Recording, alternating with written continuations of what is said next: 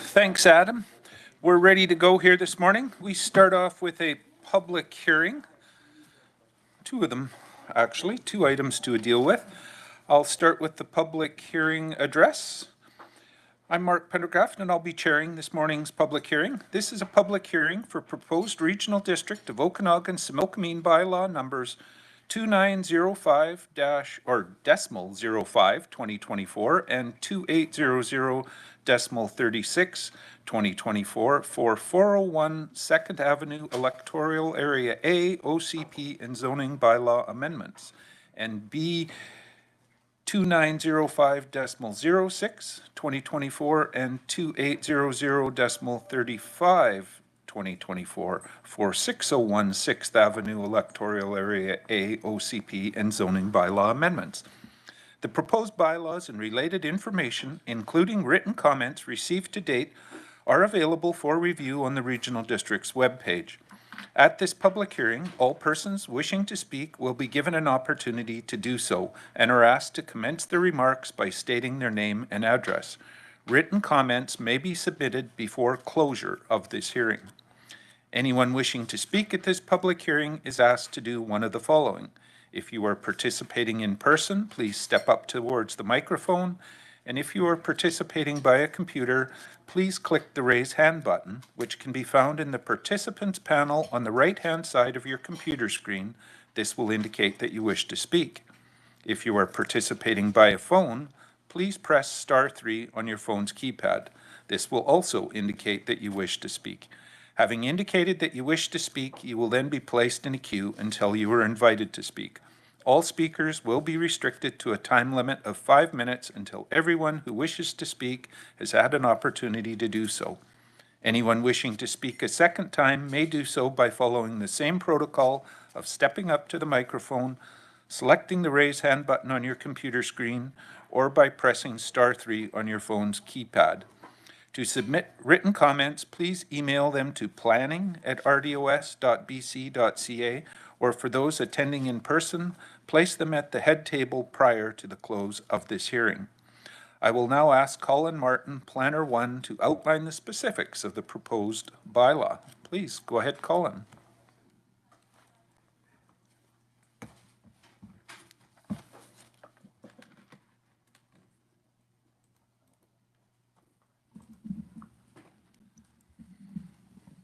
Okay, thanks.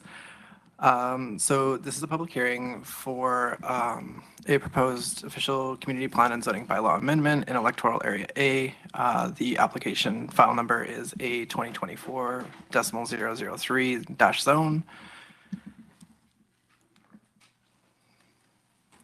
The subject property of the proposed amendment is 401 2nd Ave. Its current official community plan designation is part tourist commercial and part agriculture, and its current zoning designation is campground commercial and agriculture 1. The parcel is approximately 4.38 hectares in size and is entirely within the agricultural land reserve, and it is not within a growth area.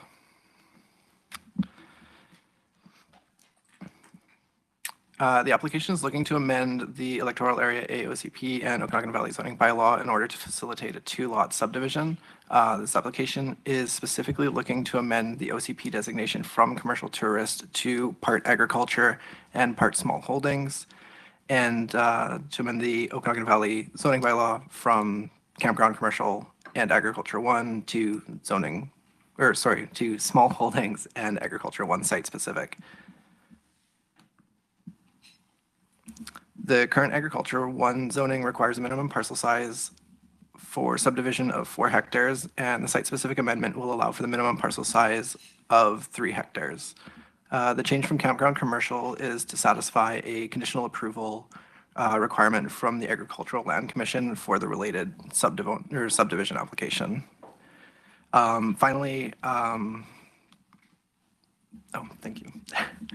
following approval of first and second reading, it has come to administration's attention that the amendment bylaws incorrectly referred to the legal address of the property as lot 640, Plan KAP 1950, District Lot 2450S, where it should have read Lot 1, District Lots 240 4104S and 4104S, SDYD Plan EPP 134209.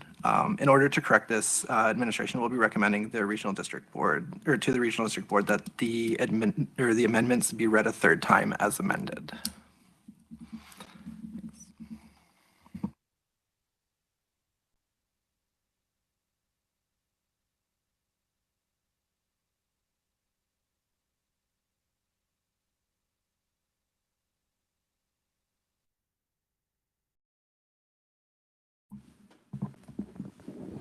Sorry, we're just loading up a second PowerPoint for the other amendment bylaw.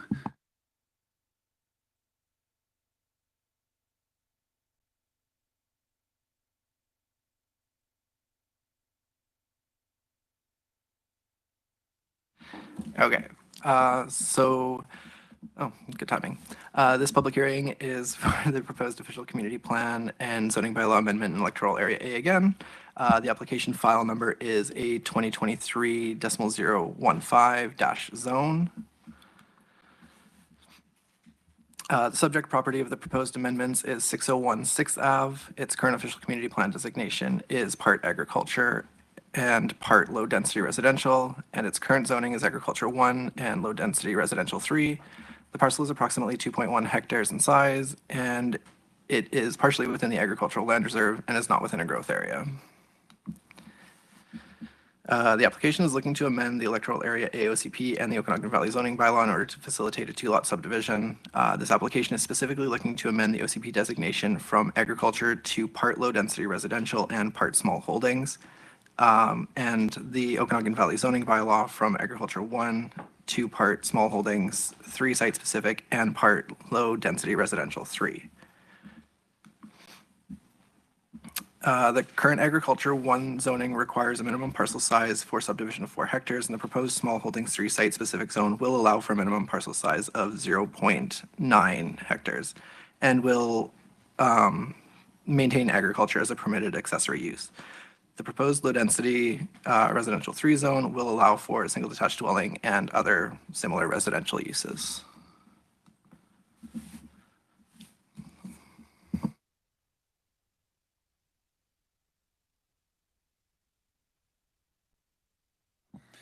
Okay, thank you, Colin. I will hereby declare the public hearing open and ask if there is anyone who wishes to speak to the proposed bylaws.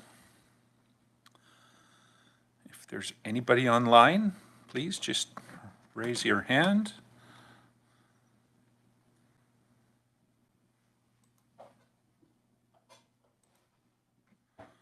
Not seeing anyone, I'll ask for a second time. Is there anyone who wishes to speak to the proposed bylaws? Am I missing anybody, Adam, that you're seeing online? Okay, I'll ask for a third and final time. Is there anyone who wishes to speak to the proposed bylaws? Again, I'll check with Adam. There's... Okay. Mr. Alenko, is that who we're having? Okay, go ahead. Good morning, Chair and members of the board. I just wanted to address a letter that the board has received. Can you hear us, Mr. Alenko? Yes, I can. Can you hear me? Yeah. Can't hear you.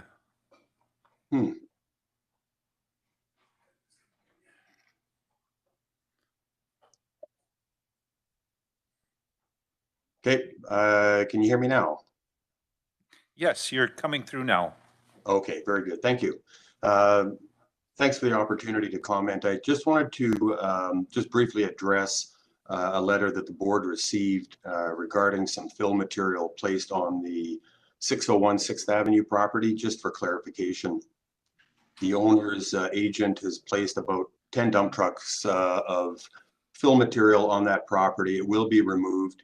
It is not causing any type of a dangerous situation or impacting on adjacent properties. There was also a concern that the property would require to be connected to a sanitary sewer. This property does have an agreement with the town of Vesuvius for sewer connections, but the balance of the property, the large portion of the property will be greater than 1 hectare. So they could, if they wanted to, put in a septic system.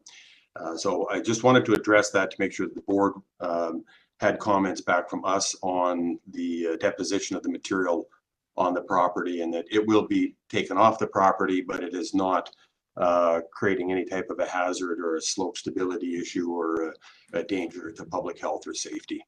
Thank you. Okay, thank you for that. I'll ask if there is anybody else who wishes to speak to the proposed bylaws. I see a hand in the room. If you'd come forward, the folks at the front will just step aside and take the seat where the mic's at, please. If you could sit where the mic is prepared there, and there's a button in the center. If you hit that, the green light should come on. Go ahead. Okay, so I was just listening to that fellow talk, and our place is right beside, and it's a guesstimation, but at least 75 dump loads, not 10. Wow. So that's kind Okay, of if you could just give us your name and, Victor Coop. okay. Thank you. Okay, We'll take that into consideration. I mean, there's a lot more than he said.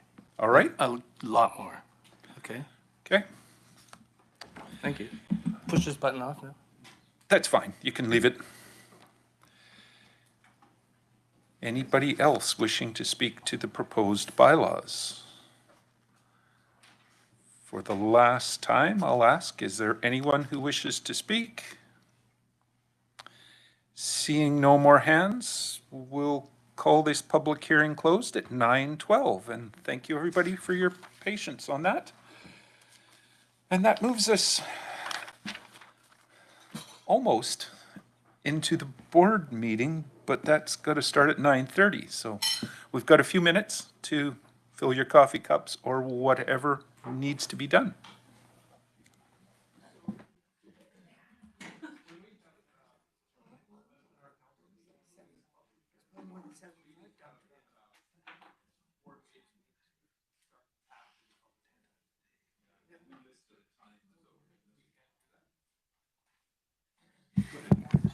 So we can embed in their statements that say that, in fact, we could put the board meeting and then have public hearing as part of it. We could have board meeting immediately to follow.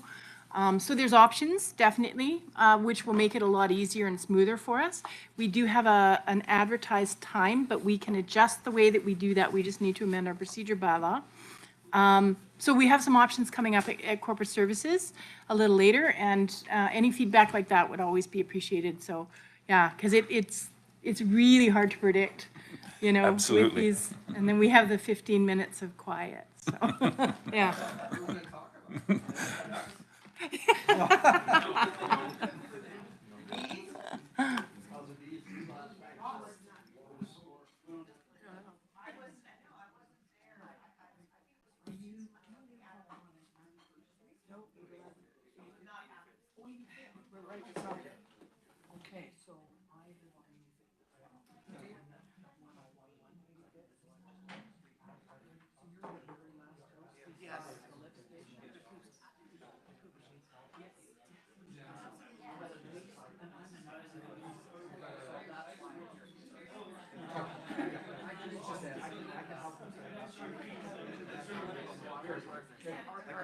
Partners wrote a letter regarding, she just sent it this morning, regarding their wanting their proposal to, make All right.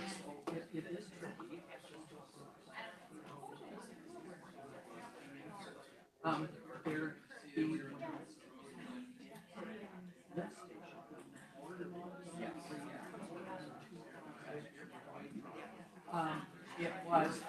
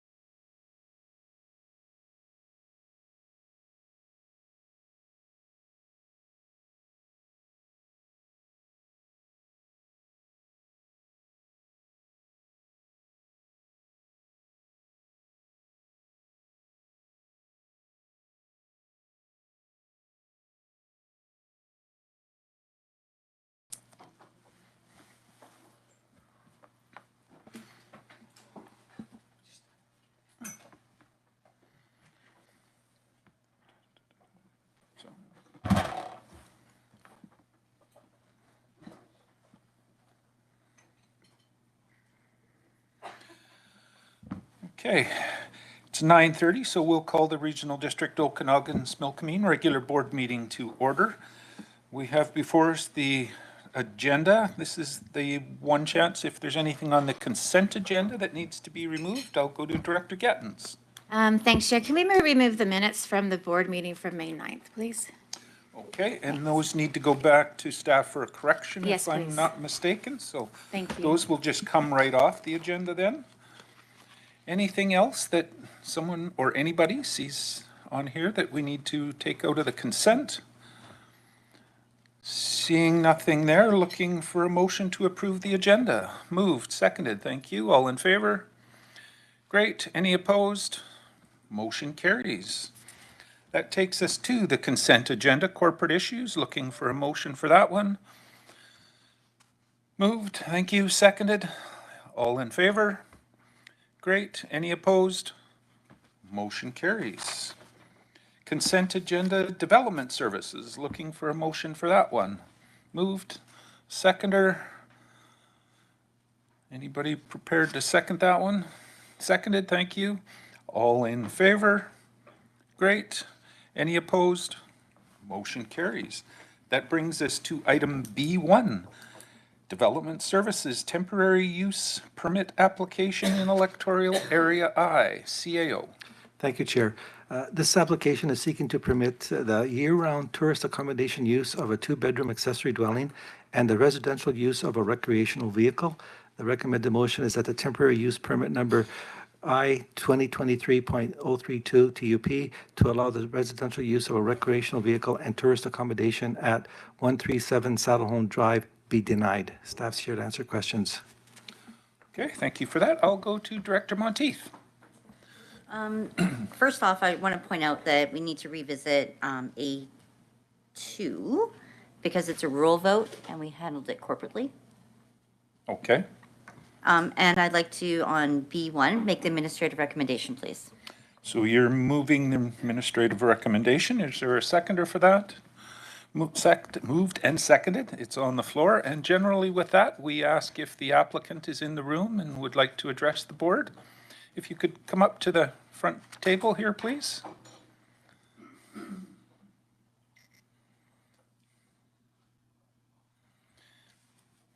Good morning. If you would just, on the little microphones there, just press the button in the center and the green light should come on and you're free to speak. Yeah? Good. Okay, thank you. We wanted to, I'm to Tracy Grace, my husband Darren. We wanted to first speak to the accessory dwelling use. I did send into Shannon a slideshow, a PowerPoint presentation of some photographs that might be useful. First of all, I'll just say about the small holdings land designation. My understanding of the small holdings land designation is that home-based businesses are permitted in this area. And the scope of my home-based business is that I am a child youth family counselor for 25 years and also a certified equine professional in good standing. I've evolved my therapeutic practice over the years to include nature-based therapies. My home-based business is in my home. I see people virtually and in my home office, and also on the land. I live here full-time. And so my home-based business goes beyond the footprint of my actual dwelling and encompasses my whole property. As a counselor and coach, I work year-round with people online, and they come and stay with us at our farm in our accessory dwelling. And counseling does not fall within a May through October scope of business. There are significant bodies of evidence that highlight the lasting benefits of working with people outdoors in nature, and in particular with children and youth and those experiencing grief and trauma. Those are primarily my clients, both locally and abroad. I guess I also wanted to just say that I walk the trails that are around our property and use this property with my clients both to ground and connect with nature. When the cottage is not used by my coaching clients, family, and friends, we do open it up to short-term tourists throughout the year, generally not up to more than 30 days presently. I also wanted to just note a few things in the OCP statement for Area I, which states that community health and well-being, that your objective is to promote community health, active living, and recreation, which also would fall under the scope of my home-based business. Under the statement of economic development, you state that your objective is to work to strengthen and diversify a sustainable economic and employment base, including year-round tourism. And last, under the OCP statement for Area I, you talk about agriculture, in particular maintaining existing and encouraging compatible agricultural activities. It does say in the ALR, but it does also state to connect local residents, particularly younger generations and new community members, with agricultural legacy. And that would play a role because we do have dogs and chickens and horses, and our clients do interact with the animals while they're on our land. I think the only thing I was going to state regarding that was that there was a previous application, I-2023.020.TUP, which applied for tourist accommodations for 3 cabins, and they indeed were granted for, I believe, 3 years, up to 2026. In consideration of this proposal, the administration noted in that the objective of the TUP policies in the Area I OCP is to allow for temporary approval of transitional uses. And given that we're not intending to stay in this property, our feeling is that this is considered a transitional use. I'm happy to show a few of the photos. Yeah, so this is the overhead that of the property prior to us purchasing it. You can see kind of in the center is our home, and there's a large pasture area in the barn. We've made some significant modifications to this property in order to remove fencing and encroachments that were, when we bought the property, that we didn't know about. We've been working diligently for the last 2 years to remediate some ongoing issues. Maybe we can show the next slide. So you can see from this overhead, there's the driveway into the property. The immediate, I guess I'm not really sure how to address it, but the immediate sort of dwelling closest to us is the cottage, and there's parking spots there and beside. So the crossing of the easement that has been expressed to be concerning of our neighbors is very minor in nature. It's really only as people are driving into the property. And as you can see close to the residence, we've cleared some land and built a retaining wall, and there's a pathway there that goes to the barn. That's all on our property. So the amount of time anybody actually does cross this, be it us, our family, our friends, our guests, is quite minimal, and that pathway is all exclusively on our property. The area that's still in negotiation with our neighbors now as a matter of a civil suit is the access to the easement, both at the onset when people are driving in by vehicle and right near the barn. But I believe in the recommendations it said that the easement area was considered of civil matter, and we have a legal action happening around that presently. We can show the next slide. Yeah, this is just kind of a more close-up photo where it shows any walking access that happens is really all on our property. Next slide. This is just a east-facing view. So it shows the property on the left, which is all of ours, and the walking path. Next slide. Just an overhead view from the west. We can see where the driveway is. Currently, our neighbors have a bunch of equipment and stuff blocking the easement there. It's part of an ongoing dispute. We're hoping to sort that out immediately. But it also shows the walking path, which is clearly all on our property. Next slide. Yeah, and here's just the forested area behind the cottage. And so when we're walking or I have coaching clients here, we're essentially down in this forested area, which is quite private. Nobody can see us. It's peaceful. The nature of our business is a wellness-oriented business, so it's quiet and, yeah, we're just sort of accessing this far north side of our property. Next slide. This is just another view along the fence line where the lakes are. And then the last slide. So you can see where Saddlehorn Drive is in the far corner to the left.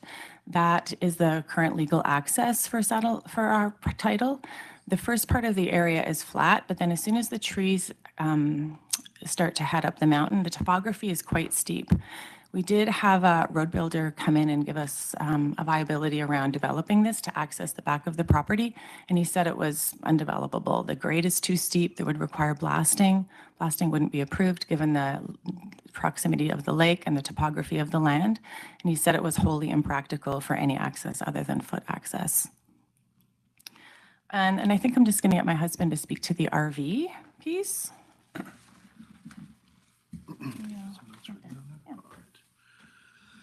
Yeah, so I just want to speak about the RV piece.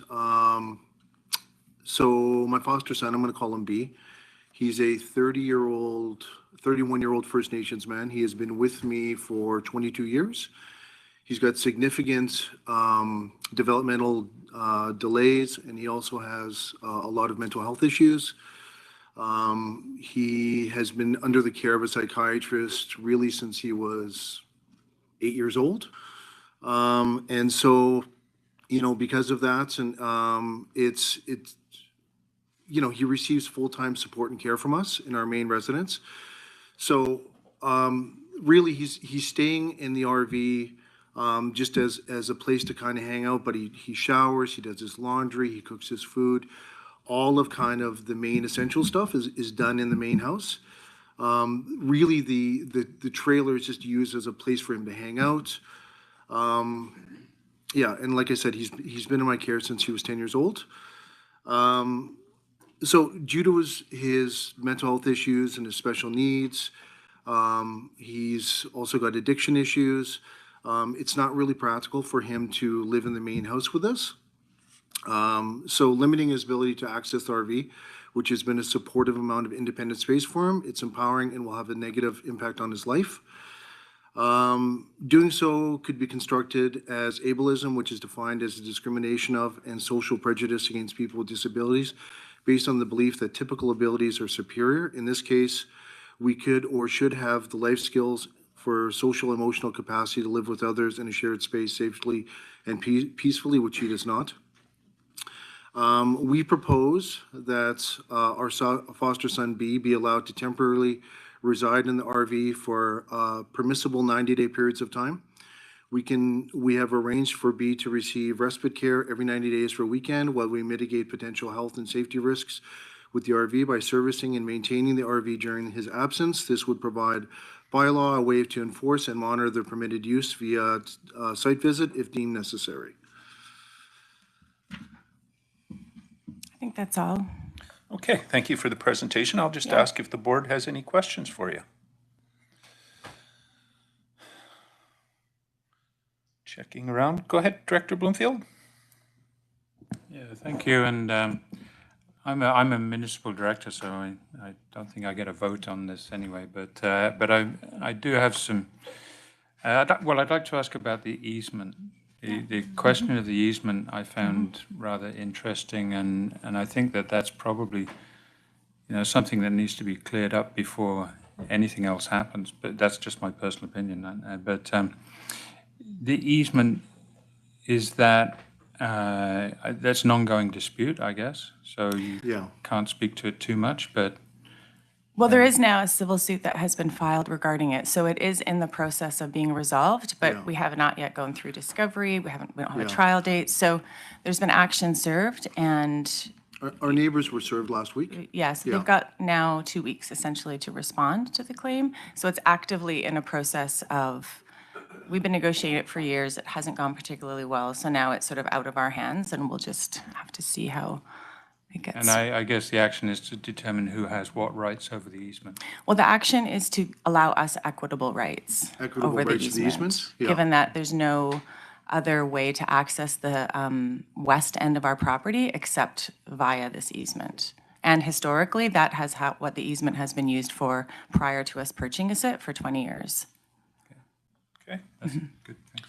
Thank you. Any other questions? Director Gettens. Yeah, thanks, Chair. I feel the same way about the easement. I think that does need to be buttoned up before we can provide a TUP from here. I just think that we're stepping into something that isn't resolved yet. So I would have a hard time voting in favor of this until it's resolved. Okay. Director Coyne, Senior, go ahead.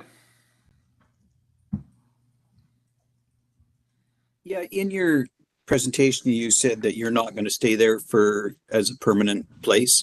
What time frame are you estimating that you will be leaving?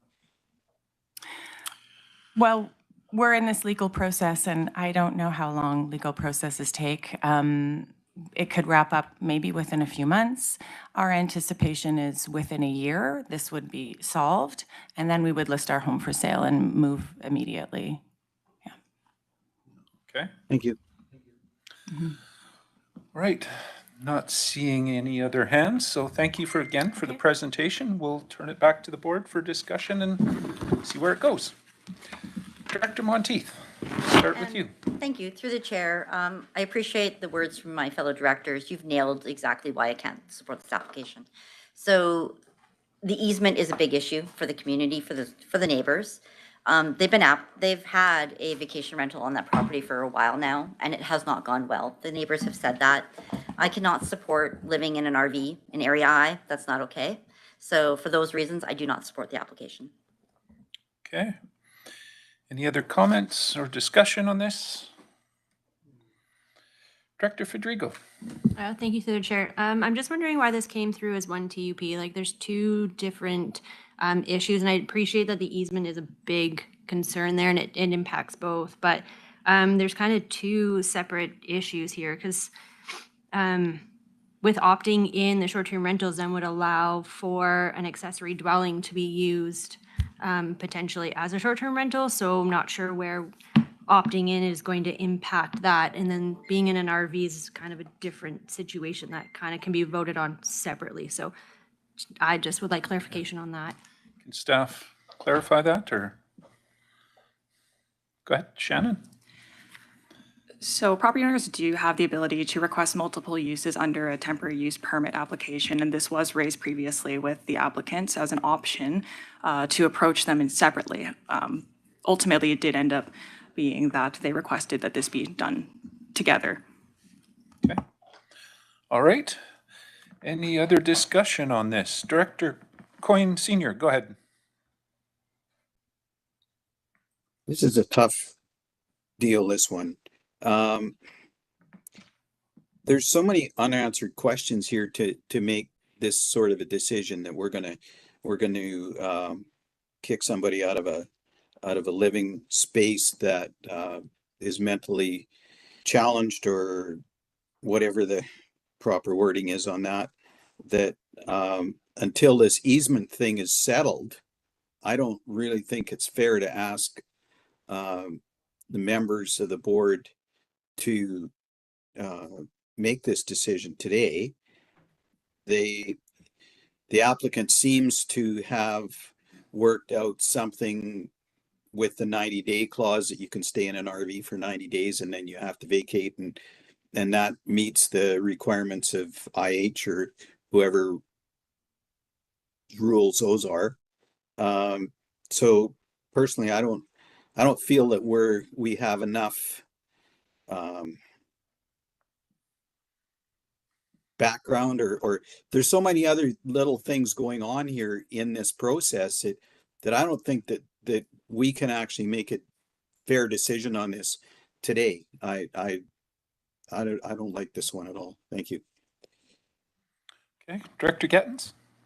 Thanks. I see this as two different things as well, but it does sound like the applicant does have a way to work within the allowed use of an RV with 90 days and then a respite for a while, and then another 90 days, which I think is not necessarily the intention of the 90-day maximum, but that is a workaround that they can do without a TUP, because they are pretty much following the rules.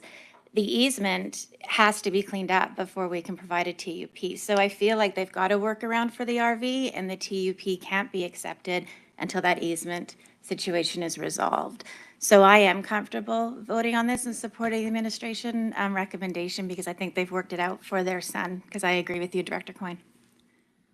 Okay. Go ahead, Director Roberts. Yeah, thanks to the chair. Would it then be, as like a follow-up to Director Coyne, more of the ability to kind of put this off until we can then revisit it? Regards to because the easement thing is going on. If we move it forward, then make the decision around the TUP at that time. Okay. Go ahead, Director Monteith. Through the chair, as the applicant had stated, this has been going on this property for a long time. This property has a long history of environmental infractions, neighborhood issues, like this is ongoing. The community has spoken, they sent in their feedback, they don't support the TUP. That's our current process. Yes, we've opted in, but that's not enforceable yet. We haven't gone down that road. We don't know what it looks like. Living in an RV is only during the summer season. It's not year round. The ask is year round occupancy. I can't do that. Area I does not support that. Okay. Director Taylor. Comfortable with the staff administration for now, and if the applicant wants to come back at a later point in time for the opt-in thing for an SDR or something like that. Yeah, just turn it towards you a little more. There you are. After their legal situation is cleared up, which, hey, God willing, takes 2 or 3 months, not 2 or 3 years. So, yeah. Okay. So seeing no more hands, this is a rural vote. I will call the question. And this is a motion to deny, just so everybody's clear on what the voting is. I'll call the question. All in favor? Thank you. Any opposed?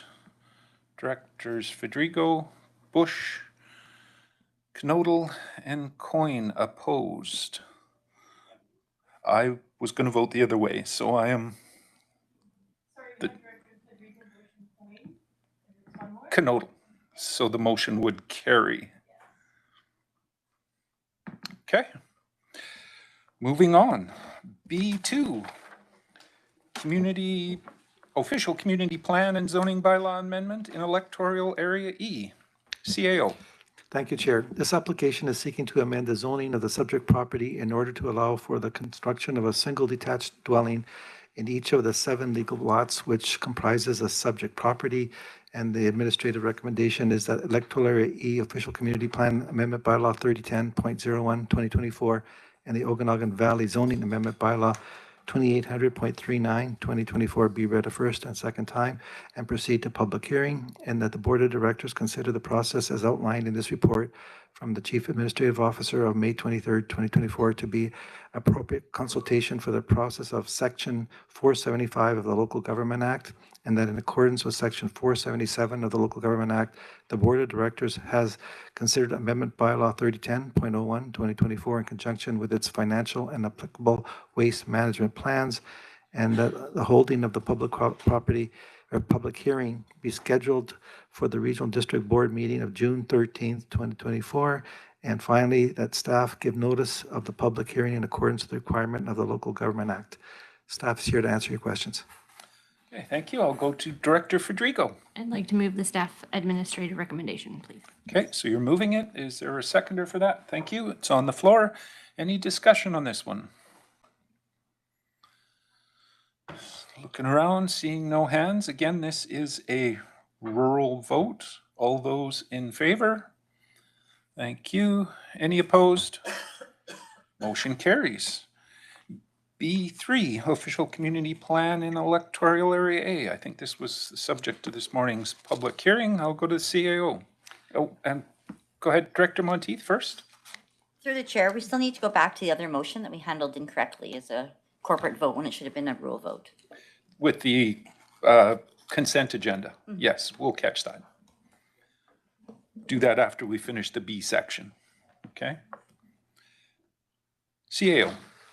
Thank you. This application is seeking to amend the zoning of the subject property in order to facilitate a 2-lot subdivision. Recommended motion is that electoral area A official community plan amendment bylaw 2905.06 2024 and the Okanagan Valley zoning amendment bylaw 2800.35 2024 be read a third time. Staff's here to answer your questions.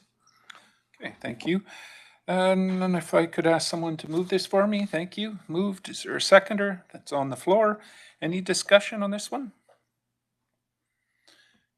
Again, seeing no hands, and this is a rural vote. All those in favor?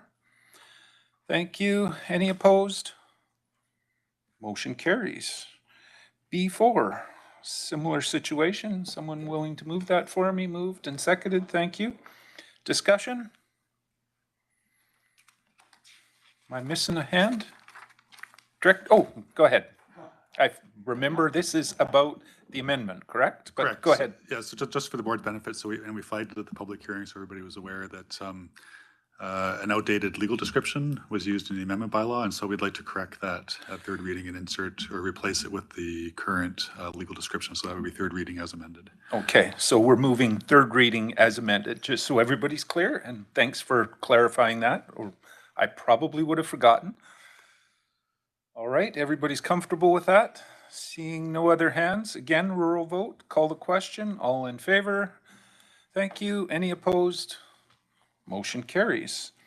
And we'll go back to that consent agenda, the development services, just so we needed a mover, and I believe the seconder was needing to be from the rural.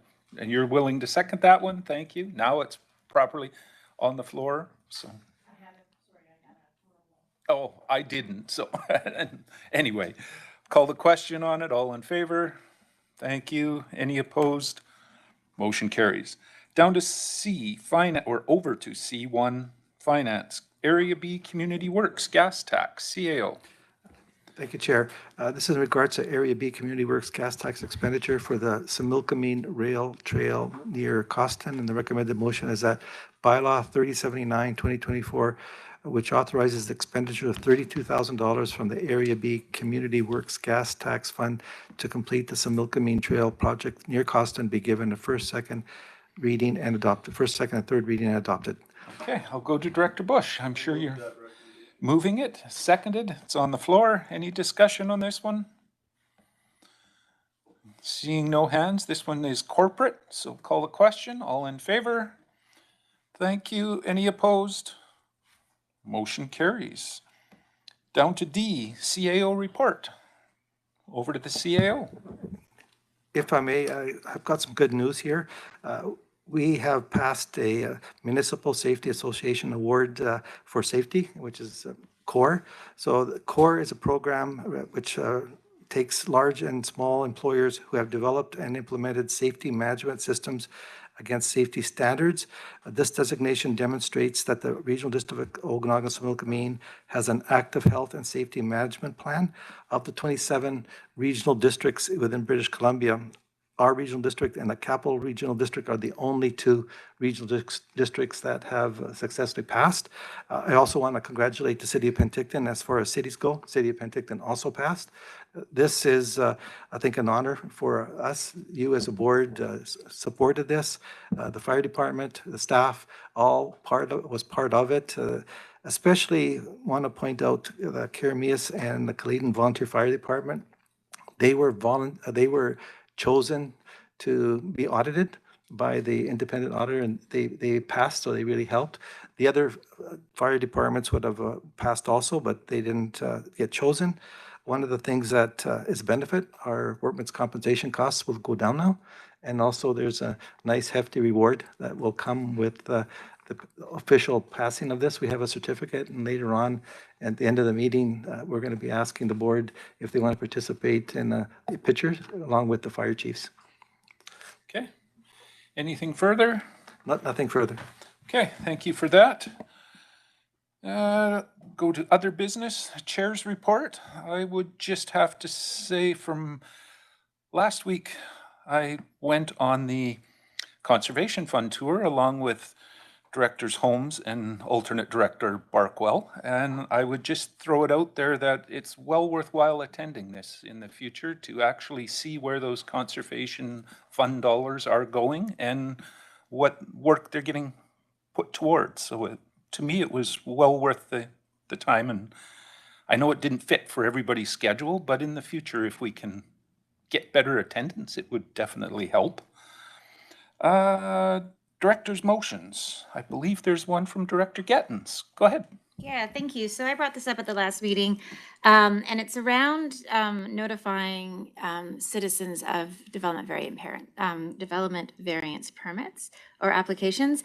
And I just want to change some wording around that. So we have a minimum of 100 meters, not within a 100-meter radius, because I think we do need to sometimes extend that, especially in rural area. There was also a discrepancy between 60 meters and 100 meters between the development procedures bylaw I'm not exactly sure what points it was. Sorry, I sent you guys all this email earlier as well.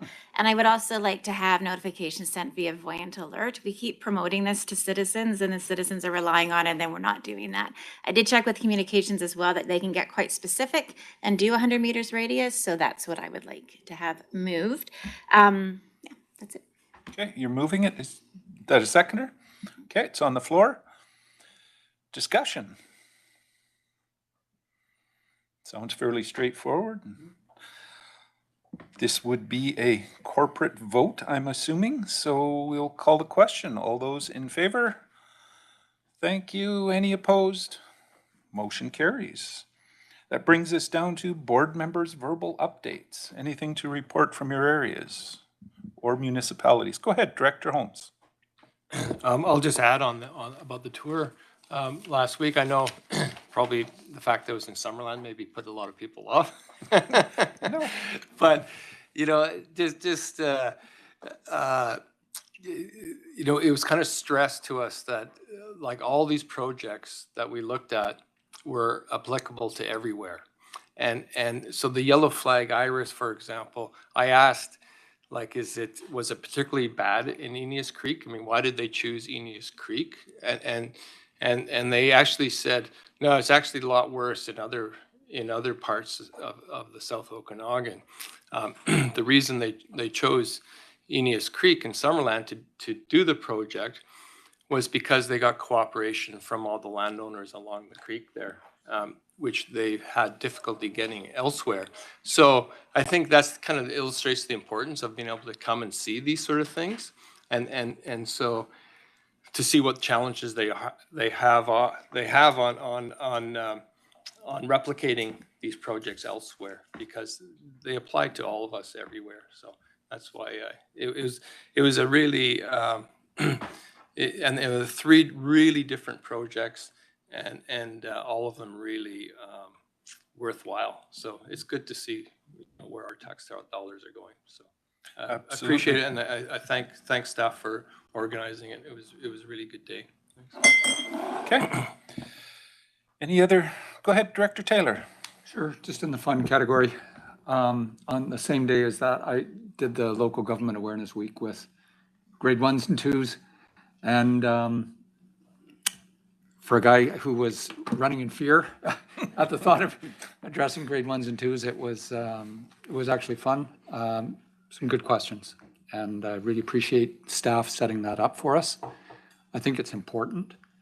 And I think some of the other tools we've prepared in the past, there was a little video prepared.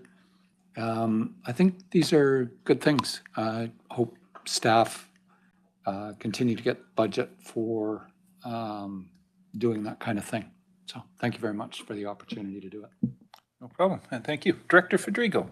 Thank you, through the chair. I'll echo that sentiment from Director Taylor. I got to go into the Naramata grade 4-5 classroom. A little more unique for me because my son's in that class, so there's a bit of eye rolling and you know, some fun there. But it was just nice to go into the class. They had some great questions as well. It's just nice to be able to chat with them about what local government is, and as they're starting to think about what they want to do later in life, they don't always necessarily think about municipal work or being elected. So it is a great opportunity to go out and chat with them.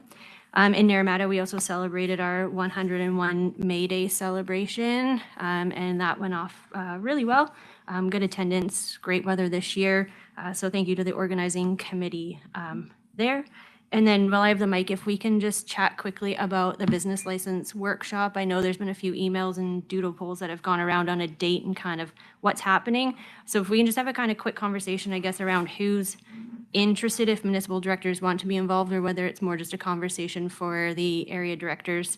But it would be nice to land on something sooner rather than later so we can get this going. For me, is really just to sit down and hear what the other area directors are thinking, just whether a few of us are on the same page or we're all on different pages, but at least just to be able to sit down and have that conversation. So if we can hear from the other area directors on what their thoughts are there, then that would be great. Okay. I'll go to Director Weep first. Just a shout out to the organization, Kirmeas Rodeo Association. Sounds like from everybody that I've talked to, phenomenal. like the dance had near, well, the sold out, you know, it was like 500.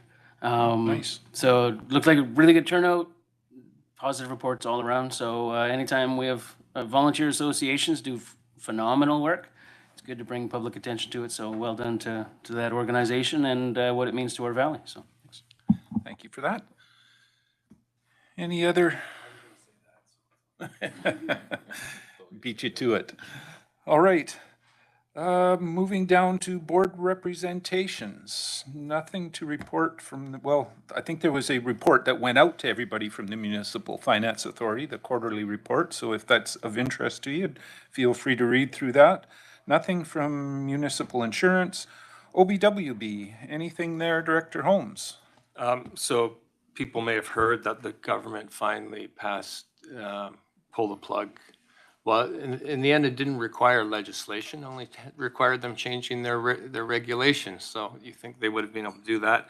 But anyway, it's great news. So it's now illegal in British Columbia to transport watercraft with the drain plug still in place. So it's something, pull the plug, we've been lobbying for years. So that's a big step in addressing, ensuring that we don't spread invasive mussels. So that's really welcome news. And there's still work to be done, but that's huge. It's a start. Yeah. On May 7th, every year the board, the water board has a joint meeting with the Watership Stewardship Council. That's kind of like the advisory body of experts to the OBWB, and they have we have a joint meeting every year to review all the work that the Stewardship Council does and kind of to set their course for the next year. And so we had that. That's always very interesting hearing what all these water experts are up to, and we're starting on the process of renewing a new strategic plan for the OBWB. So that's just in the process. I don't know if Sue has anything to add, but that's all I have. Yeah. Okay, thank you for that. Okanagan Film Commission, anything, Director Coyne? Nothing there? Nothing to report. Okanagan Regional Library, Director Monteith. Thank you through the chair. Had a meeting. Not a lot I can share. A lot was in camera, unfortunately, but some good things happening. Okay. Okanagan Sterile Insect Release, Director Bush. Yeah, we had a meeting at in Vesuvius, thanks to the town of Vesuvius.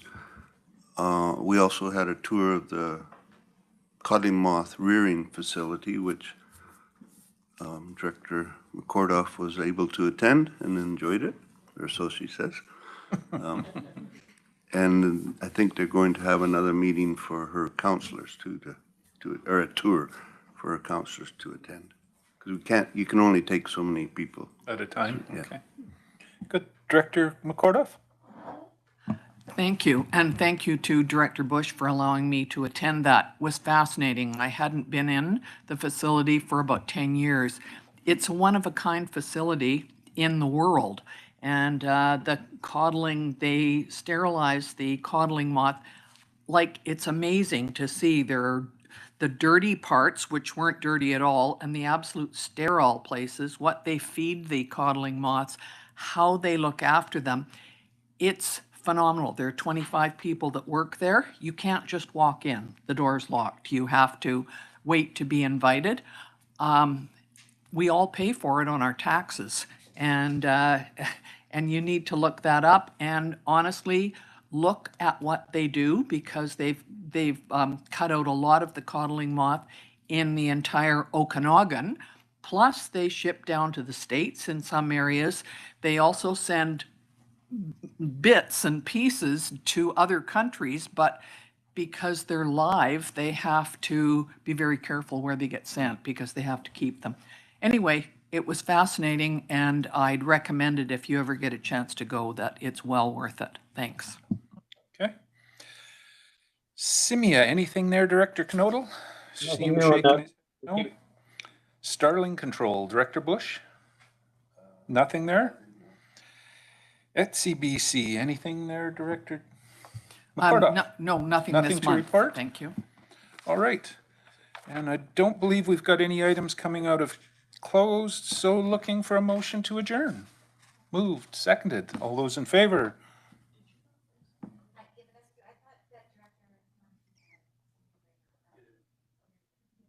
Yeah. Motion was made to adjourn. I call that question again just because we got all in favor. Thank you. Any opposed? Motion carries. 3 o'clock? No. We're moving straight into protective services. So as soon as Director Roberts gets back to his chair here, I'm going to turn it over to him. Go ahead, please, Director Roberts. Thank you. I'd like to call a Protective Services Committee to order for 10:10. Can I have a motion to accept the agenda as proposed? Second, thank you. All in favor? All right. I will now, if I could pass this on to the CAO. Thank you. So we do have the society here to make a presentation, but I'd like to read the recommended motion. This is in regards to the South Okanagan and Similkameen Search and Rescue Service Agreement. The original agreement was April 19th, 2006. And after the presentation, I'd like the board to consider this recommendation that the Regional District of Okanagan and Similkameen adopt the amendments to the 2006 service agreement with the following search and rescue societies in the South Okanagan and Similkameen: Oliver and Osuya Search and Rescue Society, Princeton Ground Search and Rescue Society, and Penticton and District Program Society. And if I can invite you to come up front and make your presentation.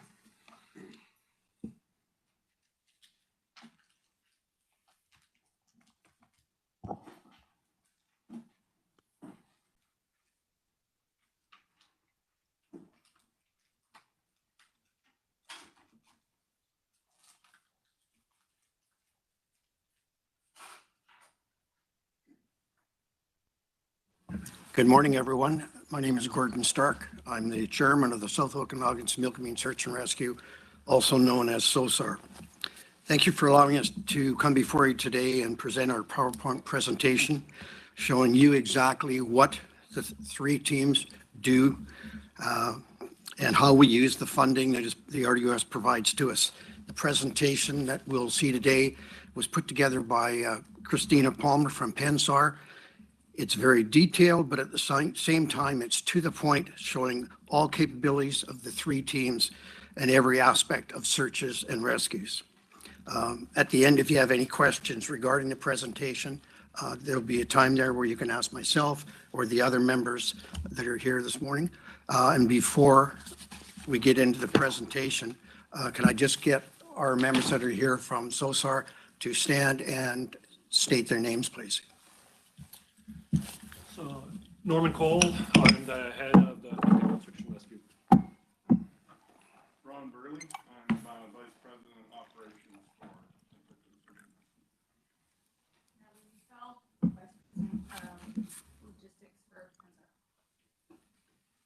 Dan Campbell, Oliver Osuya Search and Rescue.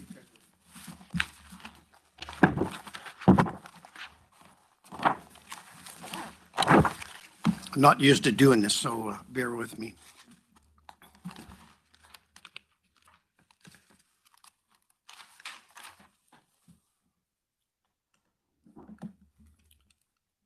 Is that not going?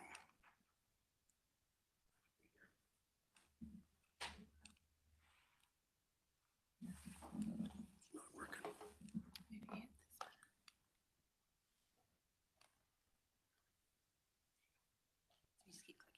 Keep it that way.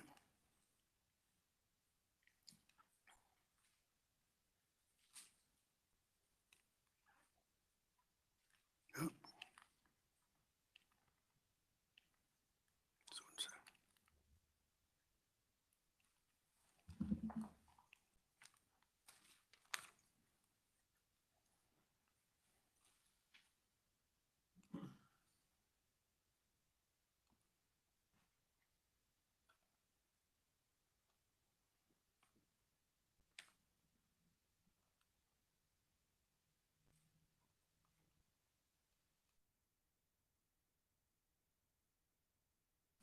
So this is an introduction to the search and rescue.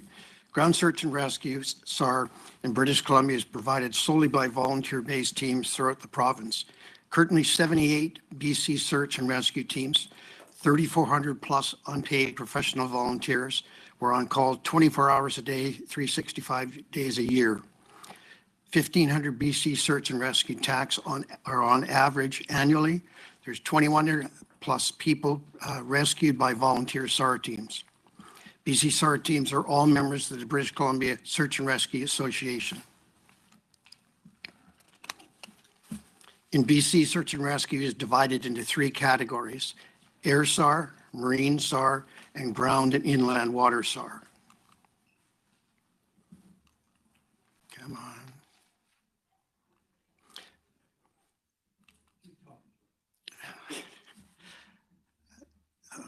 SAR training partners, the Justice Institute of BC, Emergency Management and Climate Readiness, and of course the RCMP.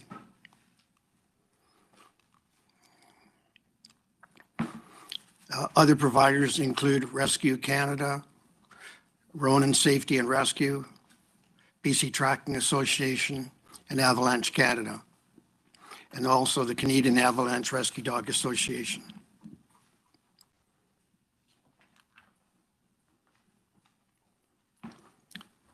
So SAR teams, Penticton and District Search and Rescue. They were established in 1973.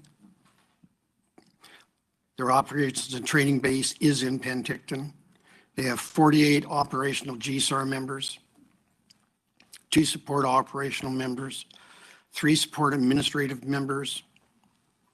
They average 72 tasks annually, which is a fairly high amount. On average, it's 392.59 non-paid hours for task responsibility annually. And that equates to 11,338 volunteer hours given by team members in 2023. SAR teams, Oliver Search and Rescue, also established in 1973. Their operations training base is in Oliver. They have 17 operational GSAR members, 9 members in training. They have 2 support operational members. They average 23 tasks annually for an average of 165.53 non-paid hours for tasks annually. Princeton Ground Search and Rescue was established in 2020. Operation training base is in Princeton. We have 25 operational GSAR members and 4 support non-operational administrative members. And we average 27 tasks annually for an average of 263.94 non-paid hours for task response annually. That equates to 6,275 volunteer hours given by team members in 2023.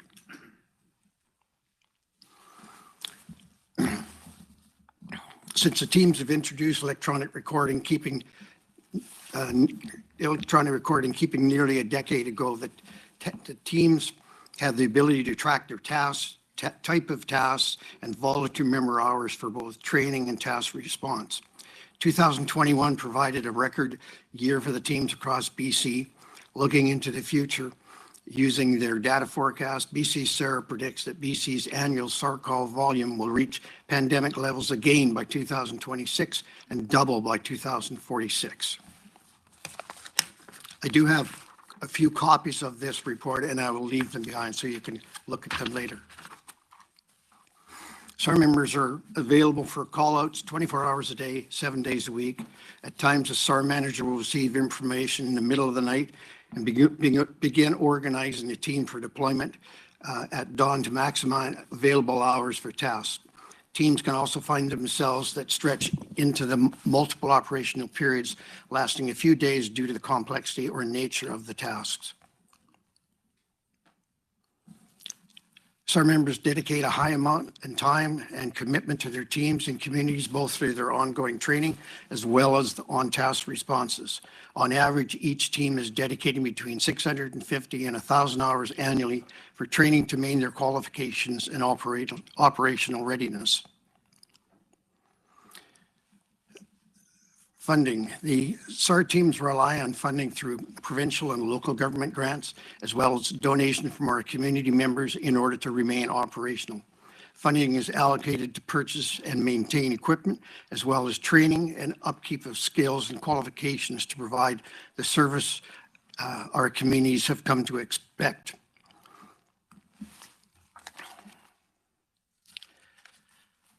All teams are comprised of trained technicians in ground rescue techniques prior to obtaining further training in specialized teams, such as swiftwater rescue, natural disaster evacuation, and that would be to flooding or fires,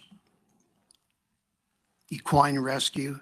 Princeton SAR is fortunate to have the only horse team in BC that is qualified for searches. Canine rescue, they come in whether you're looking for a lost person just out in the normal bush, or in sometimes avalanche rescues as well. We have tracking capabilities, high angle, low angle rope rescue. That is mainly done through PennSAR because they have the expertise when it comes to that. We also do flat ice rescue, winter rescue, can be through avalanches. We do flat water rescues, which would entail the use of a power boat. And helicopter rescue, hover exit. All teams are qualified in that. And with PennSAR is also classed to use a long line for rescues. The other teams are not. The basis of all teams is to assist in locating lost, missing, or persons in distress on land or inland water. All team members must have completed their ground SAR certification to be classified as operational on their team. The GSAR course is 75 hours in length, completed over 6 months, and taught in-house at the SAR team through the JICBC accredited instructors. Rope rescue. Rope rescue refers to any rescue where a rope is required to safely move the subject, the rescuer, or both. This may be on terrain where the slope is over a certain angle, vertical terrain, or areas where a slip or a fall will have drastic consequences. Training standards are high, with certification for team members, team leaders, and instructors. Helicopter rescue. Class D fixed line, sometimes called HETS, short haul or long line, is a type of helicopter rescue where one or more rescuers and subject are slung on a line attached to a helicopter. CDFL allows SAR team members to move people and equipment into normally inaccessible terrain. This technique is used to lower rescues into areas where tall trees may prevent the helicopter from landing. It can also be used to rescue people in high glaciated and mountainous terrain. Hover entry exit ability allows the team members to still reach a subject with the use of a helicopter. However, they are in a terrain that is preventing the helicopter from landing or to unload. So the helicopter will be hovering above the ground roughly 2 feet, and each SAR member has to get out of the helicopter safely and move aside. Swiftwater rescue. Swiftwater is in any moving water that has the possibility of knocking someone off their feet. BC is a province full of rivers and streams, and as we have seen over the recent years, we can have significant flooding events as well. Swiftwater rescue training is very involved. It covers boat operation, shoreline rescue, disentanglement, swimming, line across techniques, river certification. Recertification every 3 years is mandatory to maintain the qualifications to be tasked out on a rescue. Flat ice rescue. Most of BC experiences cold winters, the lakes and rivers freezing, and various recreation activities taking place on the frozen surfaces such as ice fishing, skating, and snowmobile operations. When someone breaks through the ice, in many areas, it's the SAR team that are tasked to respond and perform a rescue. SAR members are trained in flat ice, require specific and detailed rescue techniques and in training to obtain their qualifications and regular recertification. Winter rescue training is required in BC for all operations of avalanche terrain, regardless of the kind of rescue, whether it's avalanche or otherwise. The rationale is SAR members may have to travel through a potential avalanche area while looking for a lost person. So they need to be aware of the possibilities that they may also be caught up in an avalanche. Basic avalanche rescue training involves terrain analysis, safe travel techniques, rescue skills, avalanche transceivers, probes, and shovels. Avalanche training includes managing teams of people for a rescue and team leadership. SOSAR teams are utilized to train members in operation of snowmobiles, snowshoes, and by ski to gain access to lost or injured persons. Flat water rescue. With the mandate of ground SAR teams to cover land and inland waterways, many SAR teams adjacent to lakes and rivers develop significant marine response capabilities. Both PENSAR and PGSAR have vessels that can be deployed for those reasons. Equine rescue. Equine rescue in SAR is a specialty using horses as search partners for transportation. SAR members on horseback are primarily a search resource, but can also provide off-road logistics. PGSAR has established an equine rescue team. One thing about a horse, if you're out in the bush, the horse is going to alert you to any dangers that are there. He'll know long before you know that there's a bear in the area. So that's another thing that we have as a, sort of an asset. Canine rescue. Under the umbrella of EMBC, the BC Search Dog Association is the only agency authorized to train civilian wilderness searching canines in support of ground SAR search teams throughout the province.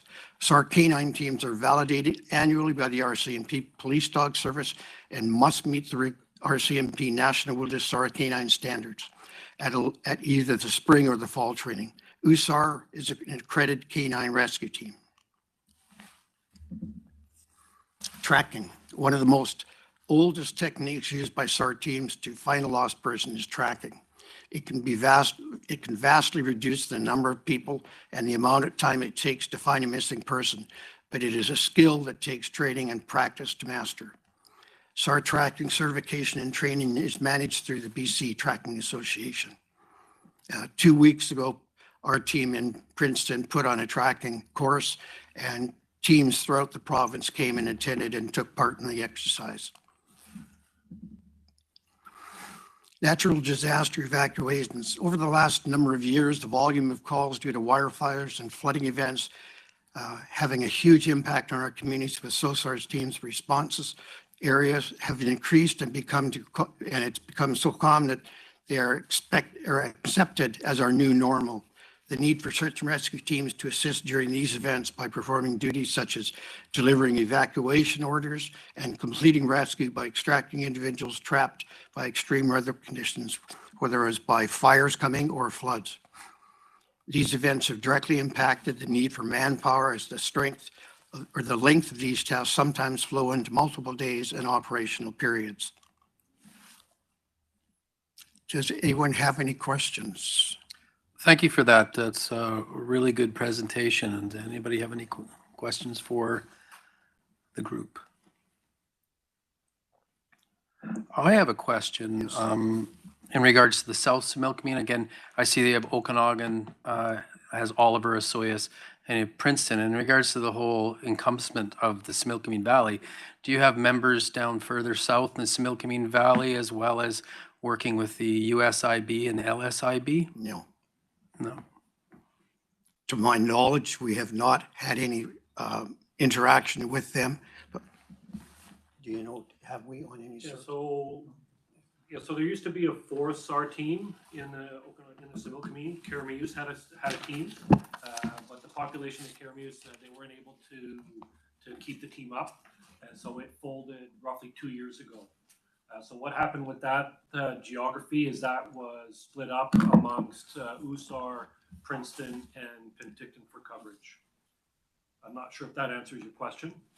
Yes, thank you. And I just, well, just to add to that, it's just, is there a look towards constantly trying to recruit people throughout the valley and having inclusive in regards to having people there? Because again, you have local knowledge, connections with the land, whether or not it's ranchers, First Nations, and or other people. Yeah, so that's where having long-term and experienced members, oh, thank you. So that's where having long-term and experienced members on the team come in handy. And having, there's a model with EMCR in the province wanting to go to larger regional teams. And part of the issue that we see as individual and distinct teams is our concern is going to be the loss of the local area knowledge. So one of the areas that Pensar frequents quite a bit is the Cathedral Lakes, right? So so we have contact with the band down there, and so anytime we go into their territory or working in and around their area, we reach out to them. Perfect. Thank you very much. I appreciate that. Director Taylor. What's the connection through and under what conditions do you ever link through to air search and rescue? Sorry? Is there air search and rescue and Well, or sometimes, if monitoring? necessary, we'll bring in helicopters. Members of whatever search team they're involved in will go up sometimes as spotters looking for somebody. Or if they have to retrieve someone, let's say up in the Skaha Bluffs, then they would enlist a helicopter and go out and bring that person back. Is that what you're referring to? No, I thought there was an air search and rescue with slow, low-flying aircraft with a lot of bubbles. So there is CASERA, which is the civilian aviation search and rescue. So they're a different branch. So we're part of GSAR, Ground Search and Rescue. So we're responsible, or our domain is land and inland waters of British Columbia. So we don't venture out into open water. So the ocean, that would be dealt with by RCM SAR or RMC SAR. And anything in the air would be via CASERA. So those three organizations fall under the umbrella of EMCR. So if there's a need, let's say we are in Cathedral Lakes, just to go back there, one of the issues that we have in Cathedral Lakes is radio communications, because a lot of our comms are line of sight. And given the geography of the area, quite often teams will become, will be out of radio range. So in that situation, we could call CASERA in as a mutual aid. That would happen through the requesting agency that called us out in response. So we would go back up the chain of command and the request would get put out and CASERA could either stand up or if they are unable to because of resources, decline the task. Nor, if I may, air rescue for airplane crashes is done by the Joint Rescue Coordination Center, which is the Department of Defense and the Coast Guard. So the Air Force is responsible for air searching. So if they're looking for or responding to an aircraft accident, it would be the Joint Rescue Coordination Center who would run that. If they needed us, they would request that through the provincial ACC if they needed ground assets to support that. But if they're doing air searching for airplanes, they may use CASERA, but that would be through a different access point. We can use them for air searching or comm links or transport of people as mutual aid, as Norm discussed. But an air search for an aircraft accident would be done by the Joint Rescue Coordination Center. All right, thank you. I see Director Knodel has a question. Thank you. First, I'd like to say my greatest respect to all of you who put in so much dedication and time to get the training to do this job. The one thing I didn't notice in your presentation was any mention of drones. Do you not use drones in your search and rescue operation? Thank you. No, so there's a moratorium on drones, correct, still, Ron? With the MCR as a new capability? I believe so. Yeah, We so do Right, so any capacity that ground search and rescue has to be granted through EMCR. K9, CDFL, flat water, swift water, all those capacities, teams are granted the ability to operate in those spheres through EMCR. And the last few years, there's been a moratorium on expanding any capabilities from EMCR. So drones is something that a lot of teams are looking to get into. But until EMCR allows us to play in that sphere, we have to rely on other service providers. As Ron mentioned, right now we would have to rely on the RCMP. Thank you. Director Holmes? Yeah, I was just wondering where all your funding comes from. Is it just the RDOS, or do you get it from other sources as well? We get funding from EMCR. So would that be the primary source? And I'm just wondering, what our role is in terms of funding. So is the funding from the RDOS for specific purposes, or how does our funding, I guess, fit into the whole model? Do you want me to speak to that as a former treasurer? Pardon me? Do you want me to speak to that as a former treasurer? Sure. So all the societies that operate, the 78 SAR teams in British Columbia operate as a nonprofit for the most part. There might be one or two that are directly tied to a regional district or to a fire department, but for the most part, all are nonprofit. So a number of years ago, EMCR developed what they call the sustainable funding model, where they distribute funds to the SAR teams based on capacity and capability. The funds that they distribute are only meant to represent a portion of what the cost to operate within British Columbia is and to operate the SAR teams. So a significant portion will come from EMCR directly through the representative body that represents us at the provincial level, BC Sarah. A portion will come through community gamer grants for the teams that choose to go through that route. And then after that, it'll be through local and regional governments. Thank you. Any other questions for the SOSAR? Director Wiebe. So drones are currently under moratorium, but would there be interest with UBCM coming up this fall and the opportunity to meet with ministers, including EMCR? Would there be interest in having trained individuals in GSAR that could run drones, or is that because it's maybe going into the aviation part, would that be the more appropriate? I just ask if it'd be helpful. I mean, I'd be willing to have a dialogue with the Minister of EMCR, but I just thought, hey, probably ask you guys before I try to talk about something that you guys might not want to have the responsibility for. So if that's something that you guys would be interested in, I'd be willing to make a presentation on that. I would think that if that was made available to us, that the majority teams, I'm only speaking for myself, but I would think the majority teams would say yes, because it certainly could be helpful. So I'll chime in with my opinion, and that is not to get into the politics too much. There's a discussion in British Columbia as to who owns SAR. So there's a bit of a tug of war right now between the 78 SAR teams within BC that administer and EMCR who regulate as to who owns SAR in BC.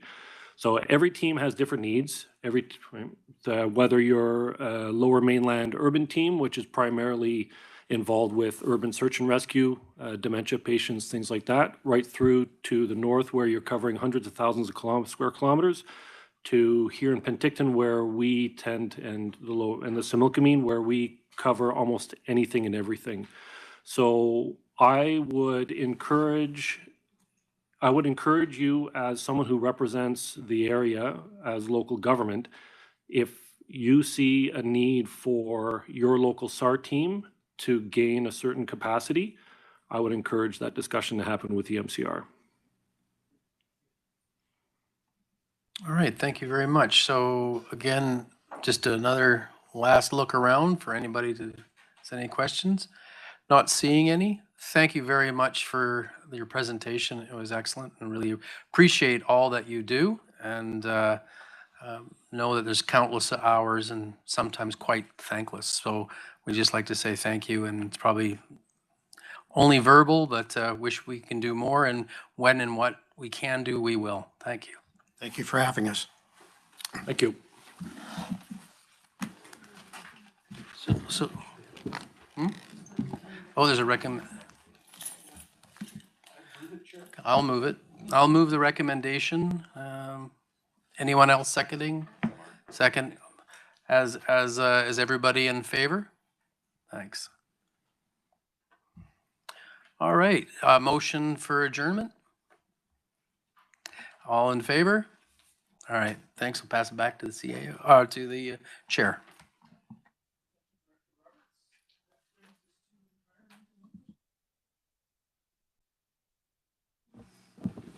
Thank you, Chair Pendergraft.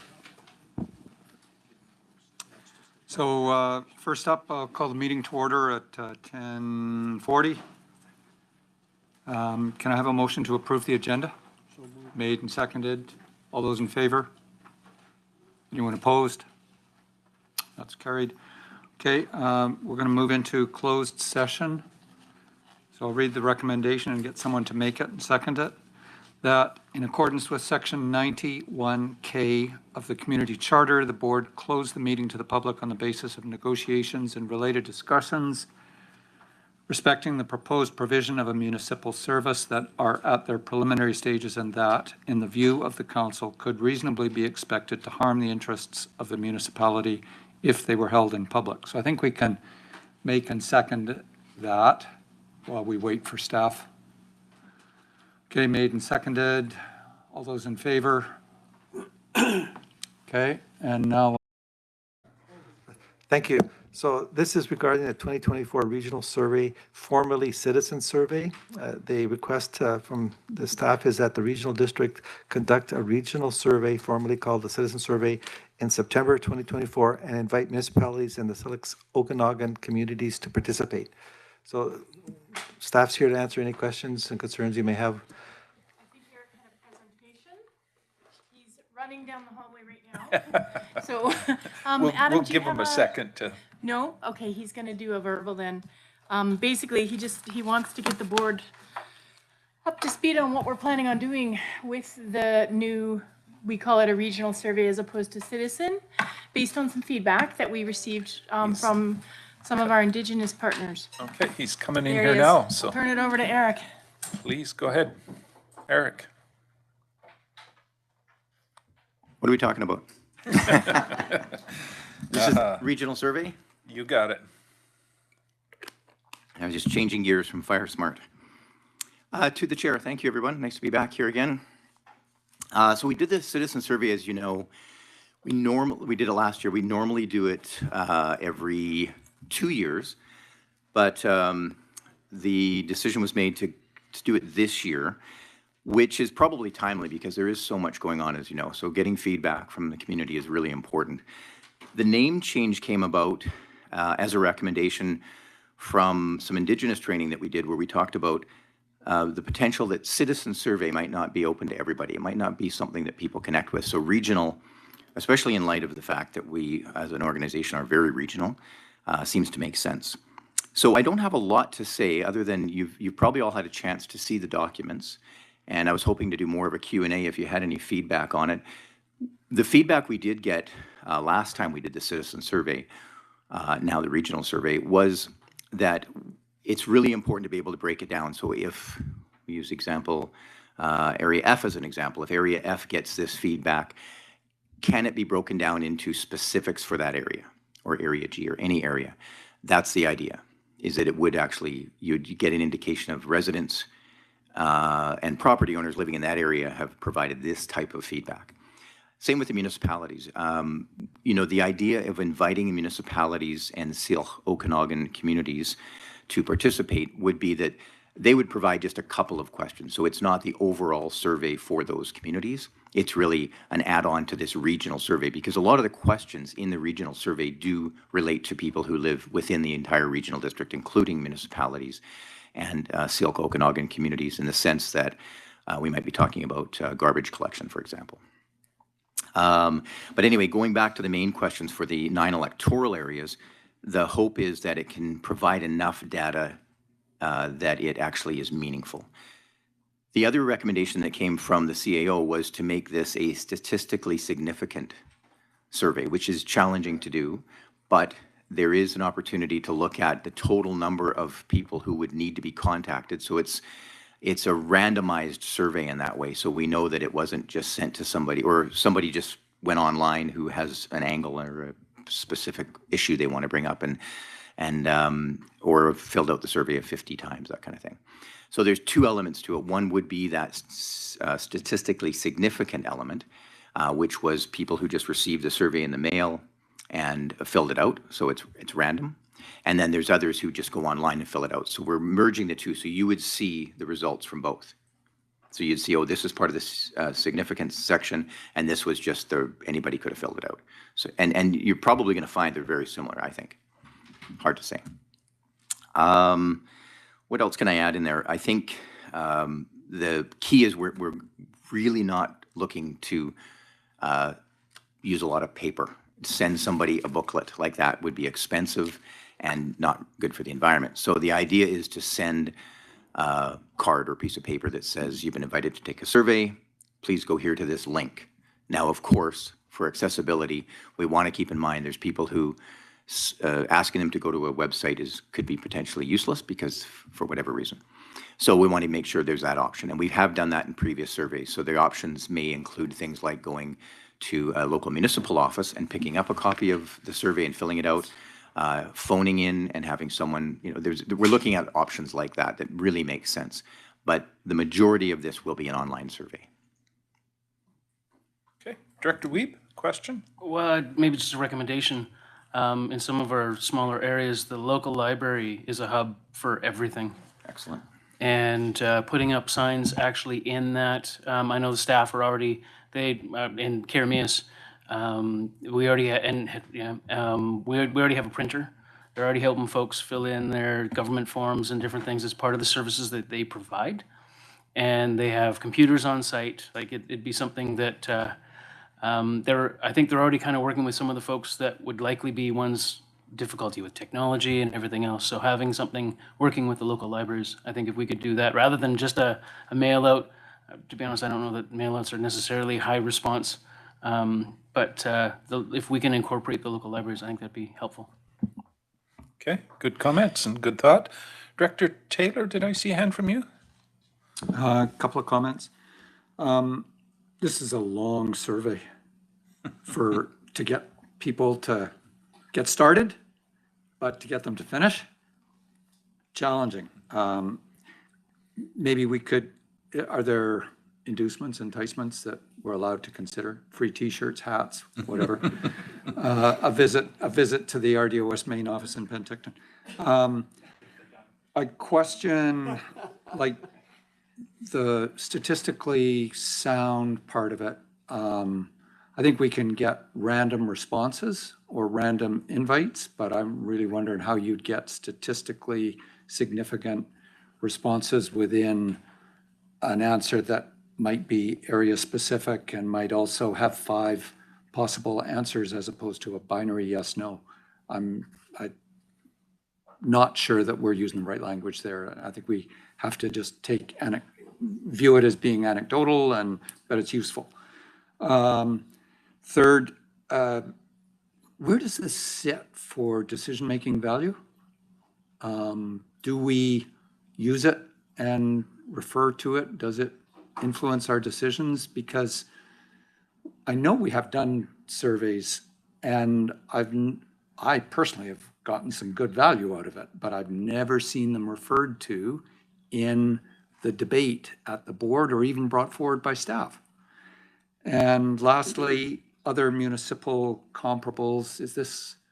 Do other municipalities or regions do this? So those are my 4 or 5 points. Go to the CAO first to answer those. To start off with, as far as a board or council can use it, if it's scientific survey, I call it silent majority speaks, where a lot of times you as councillors and board members are lobbied by specific groups.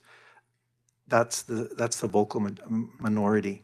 And in some places, council do use this scientific one in that, okay, you're here, there's 60 of you here wanting to have a canoe moorage site, etc.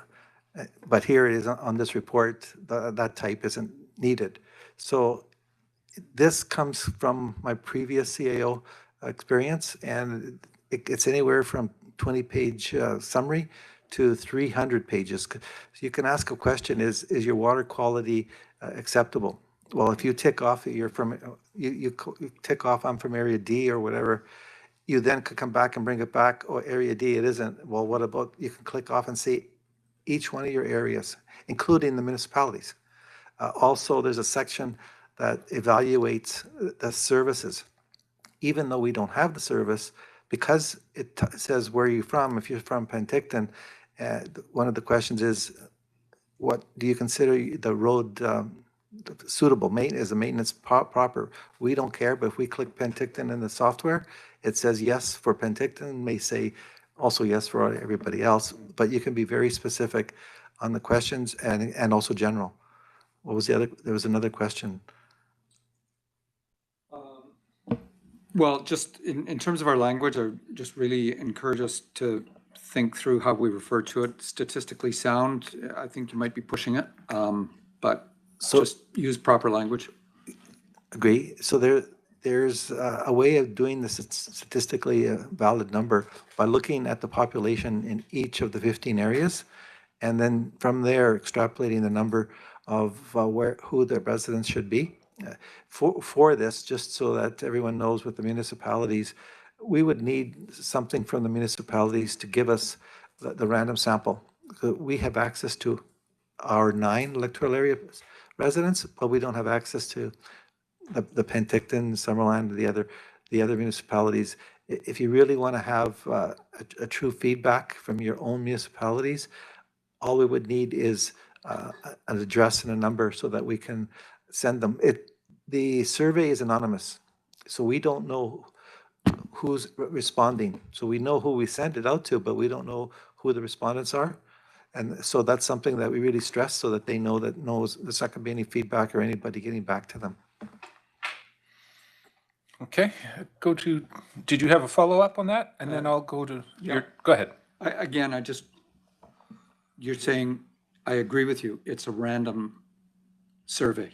I just really question that when we start talking about statistically valid responses, we're going to have an error that's so wide that it's going to allow for 0 or 1. So random, I'm totally on board with you. Just be careful about how we're talking about the statistically valid side of it. Okay. Director Monteith, and then I think over this way. Through the chair, I've mentioned a few times that I felt that we should be partnering with the Community Foundation because they do the vital statistics survey. They're hitting the same market that we are. Like I feel like we're doing the same thing they just did. Going through the vital statistics, they ask questions that we're about to ask. So I do feel like we are asking different questions, but we're looking at doing the same things that have already been done by the Community Foundation. So partnership. Looking at some of the questions, I do feel like we're double asking the same question. Number 6 and 7 are the exact same question. Like we're asking questions about water quality. Well, that's not even our jurisdiction. Like my community has private water systems or a irrigation district. So we're tapping into something that's not ours. We talk about the fire service areas. Well, not all my areas got fire service. So I feel like the questions are really vague. Even talking about the invasive species or the plants, like are you happy with it? Nobody is happy with it. Like, what are we doing about it? So I feel that the questions need to be tightened up and maybe even combined so that they can select better. So, and even part of my area, like if we're going to list out different parts of the area, Green Mountain Road is missed, White Lake Road is missed, Green Lake Road is missed. Like those are all important if we want all that information, but it's all going to be missed right now. So I have a list. Okay, Eric, go ahead. That's why we're here, looking for a list. The idea with presenting the questions was to get that type of feedback. And we haven't really established the best way when you have a 20-member board to get that kind of feedback, but a simple email with recommendations on questions is exactly what we're looking for, and we would come back with that. I mean, the idea with the questions we presented, these have historically been asked. We've pared it down and changed it, but to get that baseline data that goes from survey to survey is really helpful, but there's some questions maybe we don't want to include in there, and we want to make it shorter. So the feedback we're getting here today is exactly what we're looking for. Shorter survey, specifics on areas, that's exactly what we need. Because this survey, we're not survey specialists. We've been asked to do a survey. We've done it over the years and had a professional do it a long time ago, and it was a lot of money. And even that has its own challenges. A couple of very quick points, if I can, to the chair.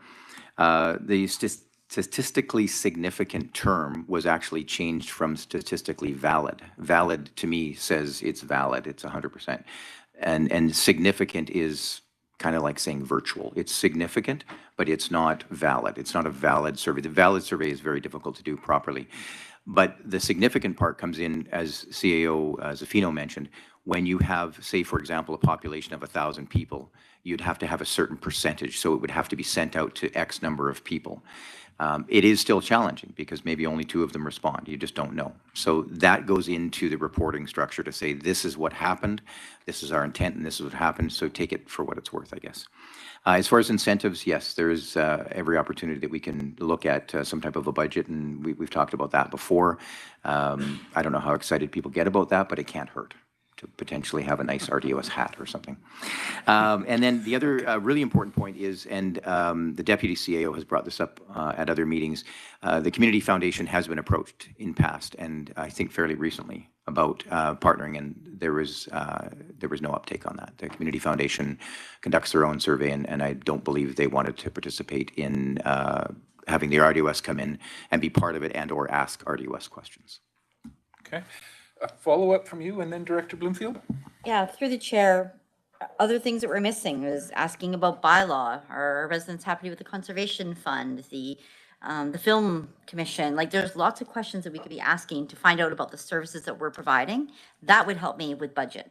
That's sort of what I want from this surveys. I want feedback from my constituents so I can make better choices when I get to budget and service level. Okay, we'll send those in.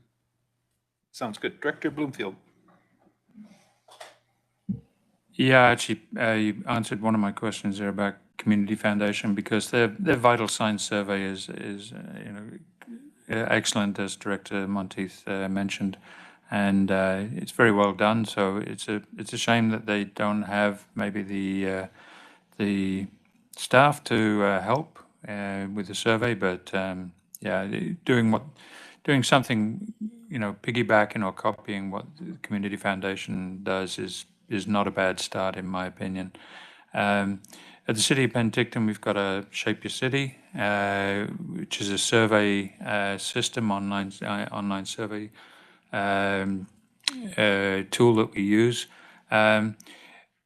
General surveys, great. When you get to specific subjects, then the results get populated by special interest groups, and so you've got to be really careful about how you do that, and random surveys should be done. If you're going to have specific surveys for specific projects, then doing a random survey to show the difference between the results of a random survey and those that are actually going online to give a reply, those differences can be quite dramatic. So just a little heads up on that. Okay. Director Conans, go ahead. Yes, I have trouble with question number 43, which is what would you advise your local government to do? Increase taxes to improve or expand services. Keep taxes the same with levels unchanged. That means services stay the same. Or reduce taxes and then we'll provide fewer services. I just think that that's a very political question that is used later to raise or lower taxes. For example, if salaries are union negotiates or whatever happens, our salaries have to go up, our services may have to stay the same and we may have to raise taxes. And so I just think that and if we keep taxes the same, will levels actually remain unchanged of services? So I think that that's a really, I don't think that's an accurate question to ask at all. Should we raise taxes or not? I think, I think we should take away number 43. Yeah. Is there a comment back from that, or I'm going to go to Director Monteith? Go ahead. Through the chair, just want to flag questions 6 and 7. In general, how would you rate the performance of your elected official? That's asked twice. So that's a really slippery slope. Number 27 and 29, does your elected official rate these involving you in decision-making process, informing you of the results of your feedback on topics and discussions? Like, we're getting really deep into a political conversation of popularity, which I welcome, but yeah, I'm just, yeah. Caution where we're going on those ones. Okay. Seeing no other hands, or did I see one? Is that a hand from you, Director Coyne, or you just waved? I was just wondering, who do we talk to about participating if we're going to participate as a municipality? Are you guys going to reach out to us, or how are we going to proceed on that?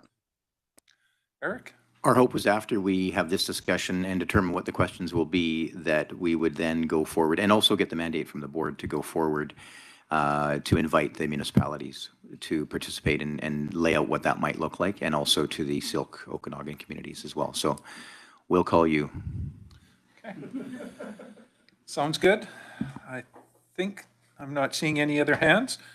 We probably don't have time to jump into the next item, so we will recess for lunch and take this up after lunch. Thanks, everybody.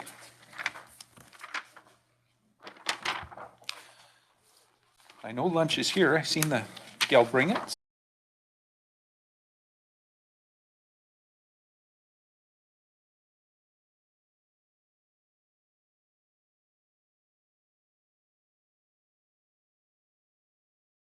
Okay, thanks. Adam's got us back online and ready to go here. We'll just reconvene the corporate services. I believe the next item on the agenda is item C, which is board meeting housekeeping items. I'm going to go to Ms. Malden, or is she looking for somebody? Okay. Go ahead, Ms. Malden. So I thought it was timely to bring this report forward for several reasons. One, we have some changes expected. Two, I've heard some and had some discussions with board members about ways that we can make our board day better and more efficient, and really create transparency for the public. I'm thinking the Gantt chart and how the board receives it and all of that. So I thought I'd just put it all together in a report. Identify some of the issues that I know of, and get some great feedback on some of the other things. I know e-scribe is one that some people have brought up, and excited to talk about what we can do with that next steps. But I guess the first thing, we are losing our caterer right now for board meetings. I know that, there's always a hope that there's a good variety of things. We have a lot of dietary requirements and preferences and things like that. I know a lot of boards just simply break for lunch, or their structure of board and committees is much different than ours. And I thought maybe I'd bring forward the thought that the board takes a 45-minute break and leaves the building, or chooses to bring meals or whatever, but ultimately a break in the middle of the day. I see a lot of people standing. I know it's hard to sit, and sometimes leaving and coming back gives better perspective. A lot of decisions have been made lately, and hard decisions. So that was my thought, that perhaps that would help things in that regard. We talked a little bit about setting the board meeting time. We can say that the board meeting will start after a specific other meeting in our schedule of meetings. That isn't the most transparent way to do it for the public if things go sideways. So if we had a public hearing that went 10 minutes, people would have an expectation the board meeting would start at 9:10. If the public hearing went 40 minutes, well, then, it's throwing people off. So my thought was to propose starting the board meeting at 1 p.m. Every day. Not all committee meetings need to happen before the board meeting. the opportunity for sober second thought often gets lost. So lots of discussion at committee and then a decision made sometimes in the afternoon isn't effective, and we try really hard not to do that. But sometimes it happens because it's easy, it's there. So, you know, if you had committees after the board, it's still going to go to the board meeting 2 weeks later. If there was a rush or something, we would customize the agenda accordingly. But I think really having that opportunity to give it 2 weeks enables us to consider a proper start time on the board meeting. It also helps the public. You know, we saw a lot of people come in here this morning. Had we moved that around at all, or if we exercised some flexibility, it may not have been as easy for them to come based on the public hearing. But if the public knows and the board knows and everyone knows that lunch is at 12:15 and the board meeting starts at 1, I think we might find we may have more participants from the public as well. You know, changing the order of committee meetings, we've always put public hearing first and then planning. And the reason for that is because planning doesn't necessarily always involve, well, it certainly doesn't involve from a voting perspective, the municipal directors. So if people want to come in later, there's an opportunity for them to do that. That is why we have that right now. I just wanted to explain that, why the structure is, but we can move that around any way the board sees fit to best accommodate everybody, including the public. And the new Gantt chart, which has been introduced, is intended to replace our quarterly reports, which each department would come and provide a little rundown of what was going on in their department. The Gantt chart presumes to give a good snapshot on how we are progressing with all of those projects that we've identified. And I know we hand it out in a paper format, I think every month or every 2 months. And that kind of goes against what the board is trying to do with paperless environment. So we've developed an online version that will be easy for all directors to use. And we will, in the next little while, we'll take an opportunity to talk more about eScribe and maybe some training about how to access the Gantt chart and how to access that board request tracker that we have been speaking about, which shows all of the different requests from directors to staff, so you know that your issue isn't being lost. We'll probably come back to the first meeting in July with a bunch of that, have a little workshop in corporate services and talk about all those. So any feedback leading up to that would be really helpful too. I think in the interest of time, I'll just leave it at that and see if there's any questions. I see a hand. I'll start with Director Coyne Senior, and then I'll have to start a list by the looks of it. I got you on there. Go ahead, Director Coyne. Yeah, I just, I like the idea of a fixed meeting start for the board meeting, but I would prefer it to be like at 11 rather than 1, so that when we do have these meetings that occasionally that are short, that only go to lunchtime, like as it is, that would leave the ability to still do that. That's my only real concern with it. Okay, that's a good comment. We'll take her into consideration. Director Federico and then Director Miller. Perfect. Thank you to the chair. Echo what Director Coyne Senior was just saying, that if we have it earlier, it allows for that flexibility. I'd also like to see if staff could come back with a report in terms of reference for an electoral area director committee. So municipal directors would be welcome to attend, but ideally it would just be a space for the area directors to talk about things and make decisions that would then come to the board. So I would like to see that as sort of a change or an additional committee that's added to our group of already committees. Okay. Director Miller? Comment, and then I'd like to add to what Director Federico is saying. First of all, I would, what's an average catering bill cost for the day? Go ahead. I just processed the one for today. It was $940. Yeah, I can't see any reason. Now, 45 minutes is too quick because of the wait time or whatever at most establishments, but I'd be in favor of taking a 1-hour break and supporting some of our local businesses, or bringing your own lunch, or whatever. But I think it would have to be an hour, not 45 minutes, because unless there's really no fast food places in the downtown, it's because I don't feel that the regional district needs to pay $900 a pop when we can look after that ourselves. So I'd be prepared to make a motion for that, but I'll wait in here and see if there's any appetite for that part in the pun. In terms of Director Federico's comment, is there any reason, because sometimes as a municipal director, I feel almost like a voyeur on certain issues that I feel are really none of the city's business. Is there any reason that we can't have all the rural votes at a certain time, have a break, and then have all the corporate votes together? Because obviously we have, 9 rural directors can obviously have a much thorough discussion without 20 people wanting the mic. So has such a thing ever been done anywhere else?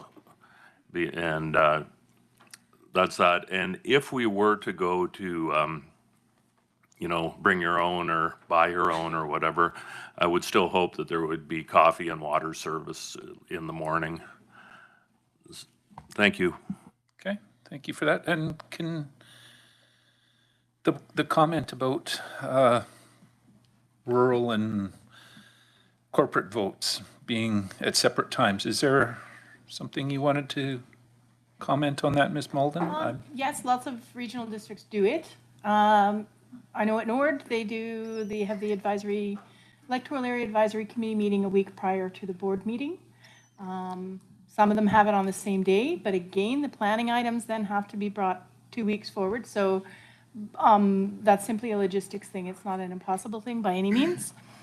So yeah, there's different structures to those. And, we can provide a few examples if that makes it easier. Okay. I would just add to that then, I think where Director Miller was going was having the rural members deal with their issues without needing the municipal members there. Is that kind of what you were asking for? That'd be correct. I just think it would be so much more efficient for the rural directors, and I guess it would be time savings, I guess, for the municipal, but it's better to have a discussion, I think, in a debate with 9 people than 20. Okay. I don't think anyone would deny that. There is the point that the board is 20, the quorum is 11. So in order to actually make decisions, because you need 11 members there, so you would always need some municipal members aside from the 9. So that's the only thing I just point out. Way back when, we actually did it that way here, where it was rural issues was one meeting, and we actually appointed certain municipal members each meeting to come in, so we had a quorum to deal with it. It was problematic at the time because you'd have 11 sitting here, and if someone wasn't happy with the way things were going, they'd walk out and you had no quorum, and then we sit here twiddling our thumbs until they came back in. So we went away from that at the regional district and went to what we got now. So just putting that out there, because that was awkward when that happened in the past. It's something to think about, but just some history there. Mr. Miller, and then I'll go to Director Gettens. Thank you, and I'm hoping we can discuss the food thing, because if my calculator's right, noticing by the absenteeisms, but adding on, I'm assuming staff aid or whatever, that's $45 a pop for catering, 900 divided by 20. So I say we just take a break, and if you want to go to the Parrot, there's a pizza place there, variety store, or as I said, be like my wife and brown bag it. I think that'd be showing some fiscal restraint. Okay, good thoughts. Okay, I'll go to Director Coyne Jr. and then Director Gettens. Yeah, as to the rural director committee, I mean, I don't think it's a secret that I've been asking, why do we do everything together all the time? I think the rural directors need a committee to discuss things without the rest of us. There's a lot of things that can just die at committee because the municipal directors don't understand or whatever, and sometimes it gets voted down, so it never gets to the board. As for the board meetings, I don't see why we can't all be in the room at the same time. It's a board meeting. We do it every day. Today was almost all rural. It takes a couple extra minutes and then we're done. So I don't have a problem with separating off the committee I strongly support that.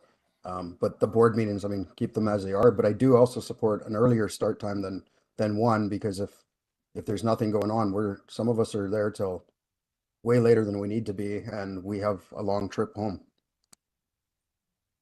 Okay. I'll go to Director Federico and then Monteith, or not Federico, Gettins, sorry, and then Monteith. Great, thank you, And Chair. I've got you guys. I kind of see both sides of the municipal and the rural kind of having their own committee. If we are regional, and I know it can be really frustrating sometimes to be regional when you're rural, but that is the nature of a regional district. And often I like hearing opinions from people that are on the outside of that too. I think that's helpful for me. So I don't know, I have to think about that one a little bit more. My request around the board request tracker, and I'm quite curious about this because recently I've been asking for a few things and having a hard time getting some answers. And I'm wondering what you're tracking and what that data is for. And in response to tracking that, who or how much time, I think working with rural directors, especially because we don't have a municipal office to go to, like that is part of the day-to-day work. Things come up that we can't anticipate with citizens, or new priorities emerge and we do need some support. And this is our team that we look to. So if we're tracking those board requests, I'm curious about what that is for. And I'm also curious about how much time senior managers have in their schedule dedicated to helping board members. Because sometimes it often feels that a senior manager, and I know everyone's busy, it's not at all saying otherwise, but that I will get fit in when there's time. And I don't have anywhere else to get some of this information from. So I'm just sort of curious from a senior manager, is there like a 20% time of your week for supporting your rural directors? Is there 5%? And why are we tracking the board requests, and what are you doing with that data? Okay, CAO? So board requests are done inside your desk. Is in the tracker, the Gantt chart, that is the full capacity there, plus core work. The reason that, so this is my idea, you can blame me or one way or the other if you like it or not. If you submit a request to a staff, it's tracked. It tells the report will say who asked for it, what was asked, if it's open or closed. You can go on there at any given time and say, well, I know I asked for this on a specific date. Where is it at? You go on there, look at your name, and it clicks and says, okay, it's in the queue and it's going to be answered. There's times where a manager can get easily 10, 15 different emails from the 9 electoral area directors.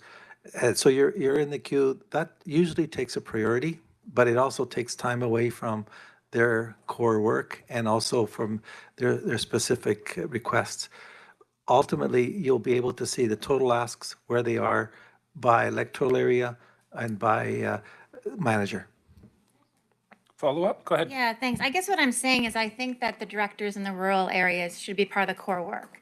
I think that should be scheduled in.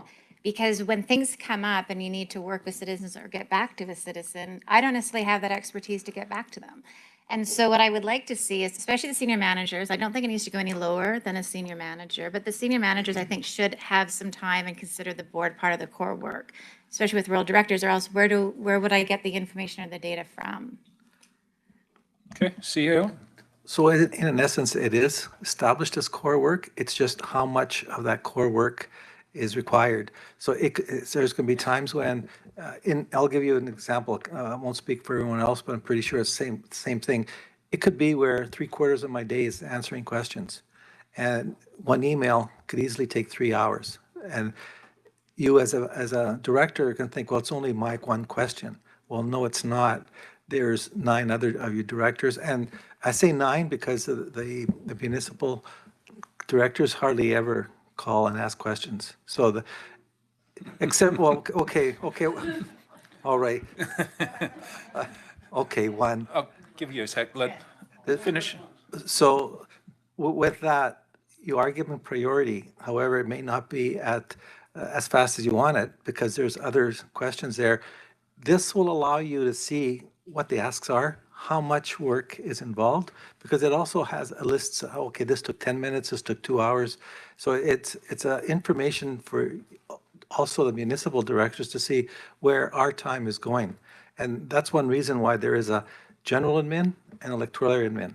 On the electoral area admin, your questions should be charged against general electoral area admin, not general government.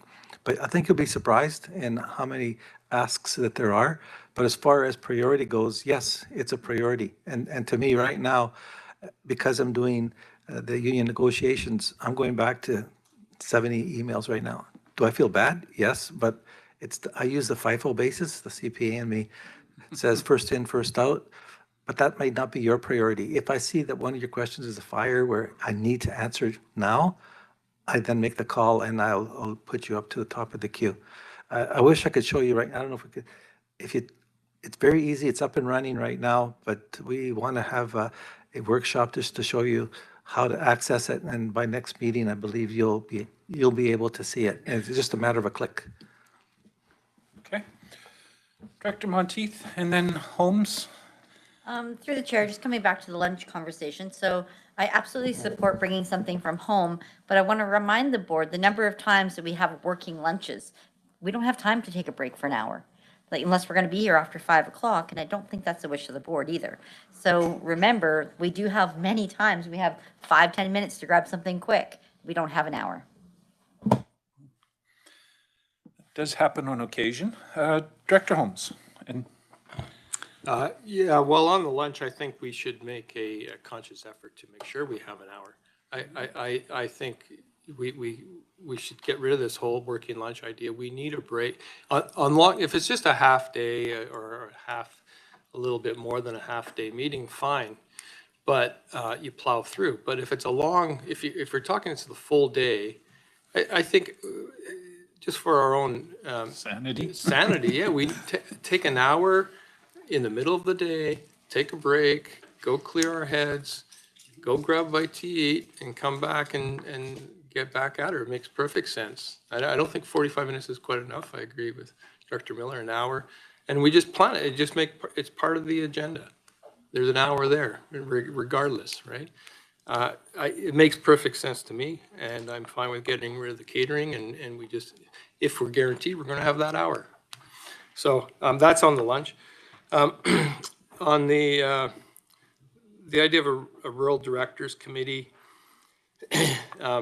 sort of cynically, I say in my mind, does that mean we're going to have a municipal directors committee as well?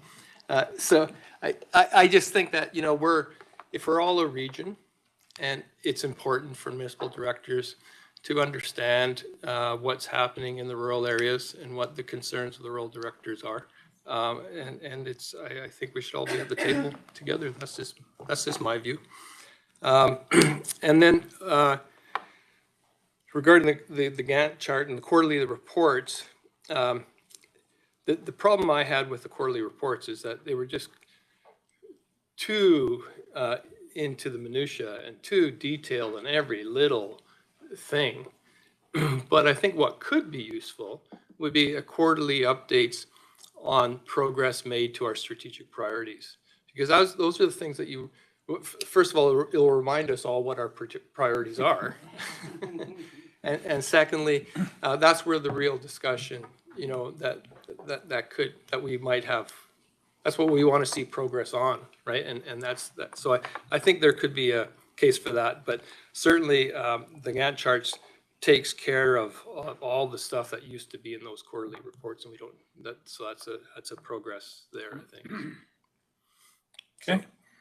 Director Weep, did you have a comment? Maybe to mirror a little of Director Holmes. I think there is a place. I mean, I kind of joke, 9+1, but the fact is that there are some things that might be considered rural areas, but they do have a direct impact on our particular village. And so whether there was a committee set for rural, I think as long as it's open for those of us that would be willing to sit through, there might be those that would opt out of, sitting through that particular part of the meeting, but I don't see any harm in having some of us be informed, because at some point it often does come back to a financial decision, and it's helpful to have the pre-work before you get to the financial decision, rather than being out of that dialogue and then coming in and being said, hey, look, we need this amount of money, or approve this X amount of money, and maybe not have the background. I think we have had a few times lately where decisions have been made and it's kind of felt like expressed around the table that maybe there wasn't as much information as people would like for a good decision. I think having a separate committee, I think, is great. But I know I could speak, my expression would be more than willing to participate. The board meeting days, I do tend to kind of clear my schedule because I think this is important and I don't try to put anything else into it. So if we need to sit here for another half hour or an hour and make sure things are done well, I'd rather do that than govern a different way. So thank you. Okay. Director Taylor, McCordoff, and then over this way. Yeah, a couple of things. On the meals, I definitely would like a break that's a bit longer than a half an hour because I don't eat much in the way of lunch, but I definitely like getting out to clear my brain, and half an hour really isn't enough because you also want to do some networking around the table. A lot of this other stuff is, in my way of thinking, it's a cost of doing business, and it's a cost of being a board or a cost of being a director on a board. Again, as has been said, I kind of block out the whole day, and that's just what it is. If it's any shorter, that's great. For me, I think Mark raised that we might talk about having an area committee. I don't view it as the place where we'd make the decisions, though, and I'm not sure I'd want to make decisions at that table, because personally, again, it adds to the time of the meeting, yes. But I think we get really, for the most part, with some notable exceptions, we get really good input and really good insights to things from people that are just a little bit removed from it. And did you think of this? Did you think of that? And so long as they're brought forward in a respectful way and don't hijack the discussion off in some area that it wasn't intended, I think we get very good value from that extra input. I think where I would see the area committee being is possibly for us area directors to maybe establish, here's an idea that we want to bring forward to the board. You know, we want to surface this idea and get some more discussion on it, or we want to build some consensus amongst ourselves before we get to the board. Like, what are we all thinking about here, you know, on this issue? Are we all dealing with this? That's to me how I would be using that committee. And lastly, just on the senior manager time, yeah, I appreciate the senior managers are probably really pulled in a lot of different ways, because when I think about asking a question, I'm always cognizant that I'm ninth. There's 9 other questions. For every question I've been asked, there's 9 of them.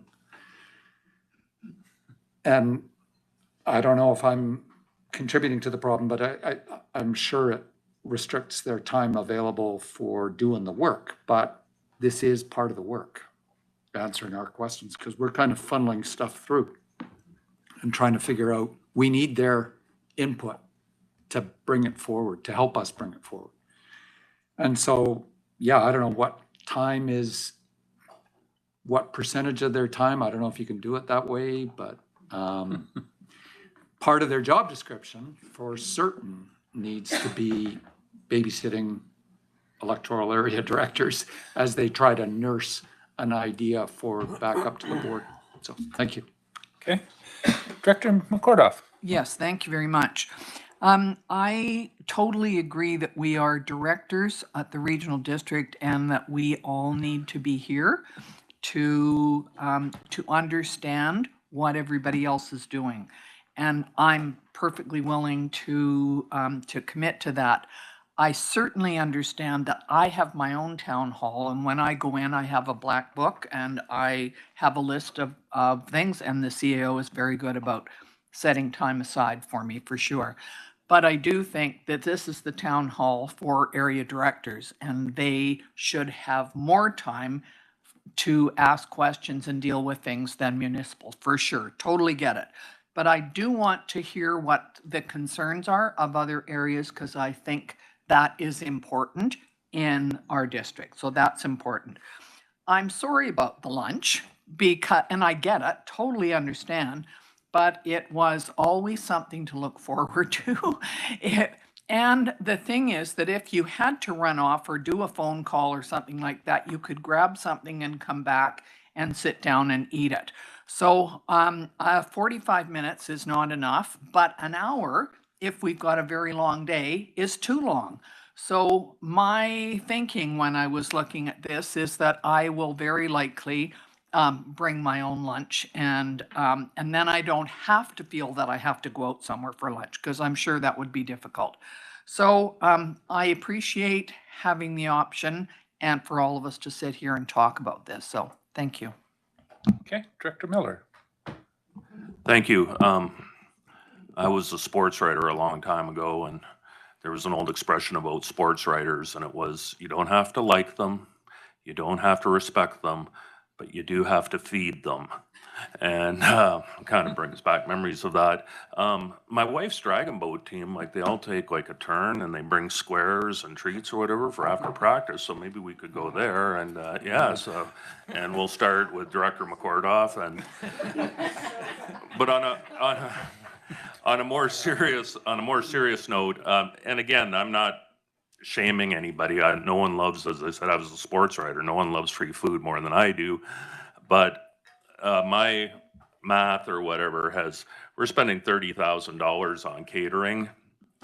And I just think now's a great time to show some fiscal restraint. 30 grand, that gets you get one bed in Discovery House or the So-One's Recovery.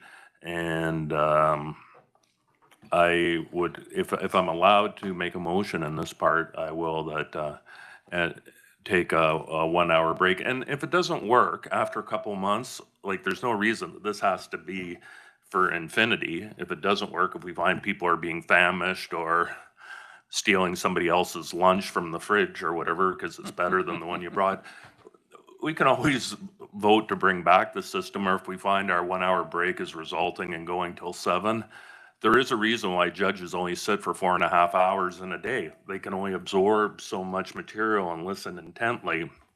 So if I'm allowed, I'd like to make a notice of motion that we discontinue our catering for lunches with the exception of coffee and water in the morning, and that the board book in a 1 hour break for nutrition or, walking. That's a good thing to do.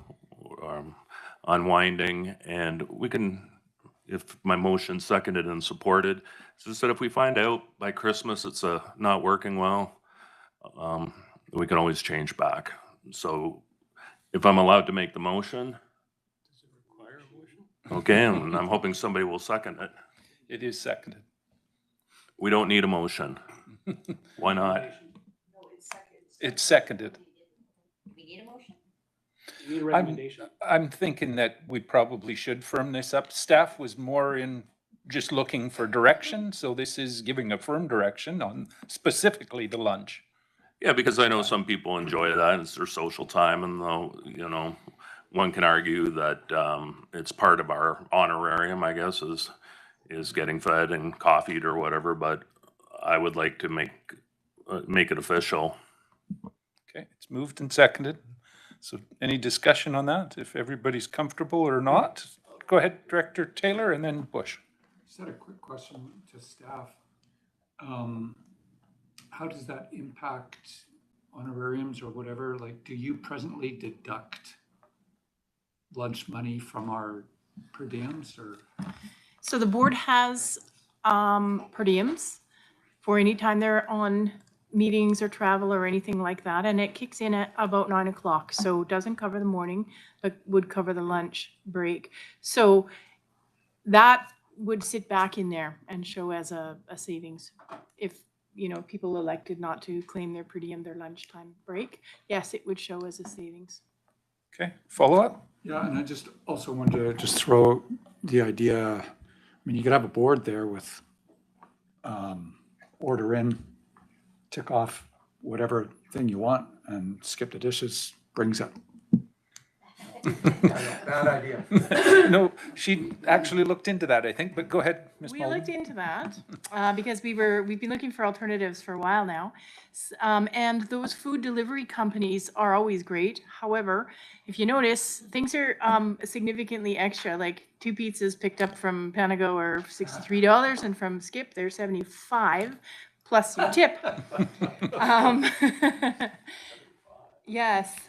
However, for corporations as well, if we would to maintain a corporate account, it's an additional 15%. So it's a lot more money to do it that way. That was one of our bubbles burst. Okay, follow-up. Sorry, last follow-up. I just, the simple math of 900 divided by 20 or whatever, well, actually, it's not 20, it's 25. Yeah, I think you might find that you're, again, not saving quite as much as you were thinking you're going to, because people are going to pay to eat anyway, but enough said. Okay. Director Bush? And then I've got Director Coyne. Go ahead. Yeah, I'm kind of happy with the way it is. I mean, obviously, not everybody has a farm to get home to, but I do. Yeah, so you're meaning the time for lunch? Yeah, the quicker the better. 15 minutes would be great. Okay, I'll go to Director Coyne and then Gettins. Yeah, I mean, I'll support this. I asked Christy about this about a month ago, and I just want a longer break. I can't do this 8 hours of sitting here plus the 3 hours in the car to get there and back. It's a long, long day without at least getting some fresh air. So I'll support it because it's I don't know, but my mental health by the end of the day is like, I'm frazzled. And that boardroom is so stuffy. We need a break. We need to be able to get some fresh air or open a window or something. Like, something has to be done. Okay, Director Gettins? Thanks. I know we're talking about a motion, and there's a motion on the table, but I just wanted to, while I remember, actually, it's another kind of conversation. Do you want to do the vote first? Sorry. Sure. Okay, apologies. I'll come back. Okay. Anything further on this? Director Weeb, and then I'll give you the. Just so I'm clear, because there was some talk about if we have an hour lunch, it'll take us longer into the day. Are we not constitutionally bound to be done by 4:30 unless we choose to go longer? I thought that was a rule. I think it's 5, but Ms. Mullen, clarify, We have a please. provision in our procedure bylaw to say 5 o'clock. So that's something that the board can adjust accordingly. And you can proceed after 5 o'clock with a motion to the board board. motion. We need a motion, but we have kind of a set stop time if we decide we don't want to be here all day. And push that to the next meeting, right? Yeah. Okay, I was pretty sure we had that already in writing, so. You're okay with that? And, well, Yep. and if we wanted to make it, I know Director Bush mentioned about, needing to get back, so, if we set it at 4, I think that's something that we could change in the bylaw and just bring a motion forward, and so if we find that things are going too late in the day, it wouldn't take much to adjust that. Keep lunch at 1 and have the hour, and maybe we word it up to an hour. I think, if you have to, if it's a full 60 minutes, we start by 1, and if we need to go to 12:15 or whatever, I don't know. Setting a full hour may or may not be problematic, but up to, I'll just point out that rarely happens that we go past 5. It has happened, but I think it's only, I could count them on one hand in the whole time I've been here at the regional district, which is pushing 20 years now, so it's not that common of an occurrence. Director Taylor and then Monteith. Yeah, I feel that you're raising 2 issues in one motion, and I'd like to split it. And I'd like to amend, or I look to the chair for direction, and whether this proceeds. We can split the motion. We'll split it.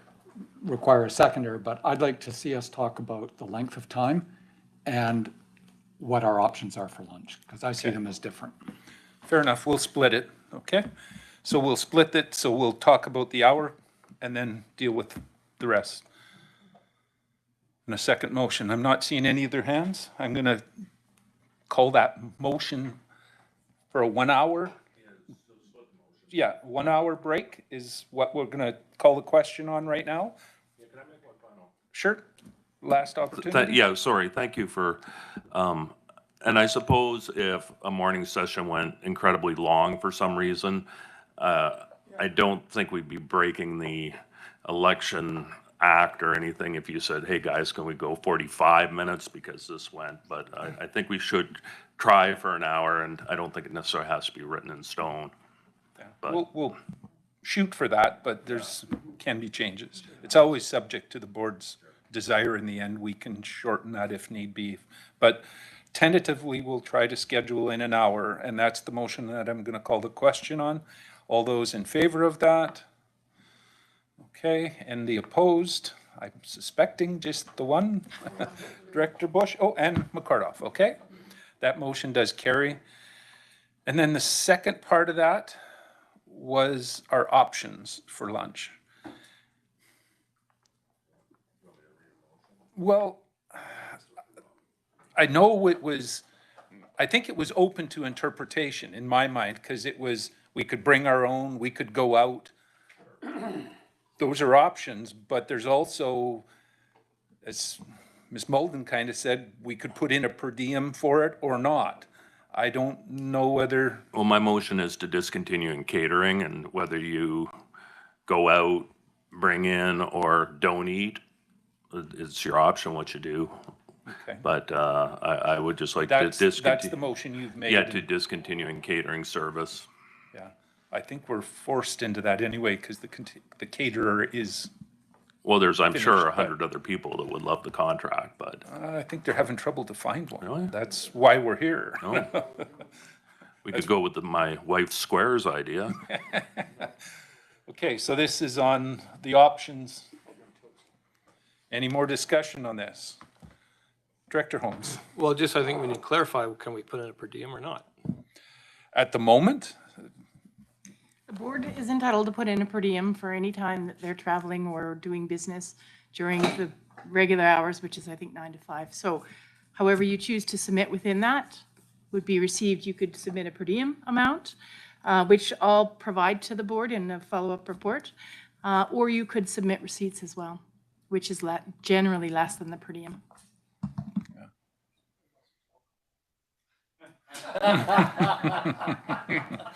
well, that we shouldn't be really doing on the takeout stuff, so. Now we need another motion. Yeah. Way to go. So is Director Taylor? Who's paying the coffee now? Is the coffee catered? I think Ms. Molden, go ahead. Coffee is part of our general supplies here in the organization, so that would continue to be the same. Okay. It's like oxygen. So I'm not sure we actually need a motion on this one then, do we, Ms. Molden, at this stage? The motion that I have right now is to discontinue catering, except for coffee and water. I think it would be good. Okay, if you're comfortable with that, so everybody's clear on what we're voting on? It's moved and seconded, so I'll call the question. All in favor? Thank you. Any opposed? Director Bush? Motion carries. Anything further, Ms. Molden?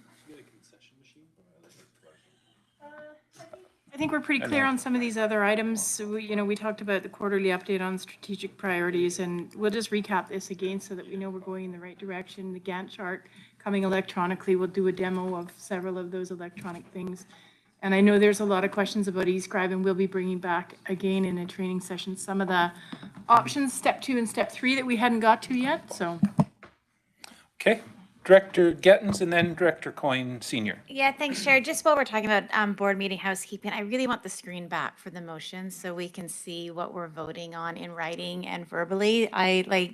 It's making it really confusing to do this, so I want just an update on that request, please. Ms. Molden?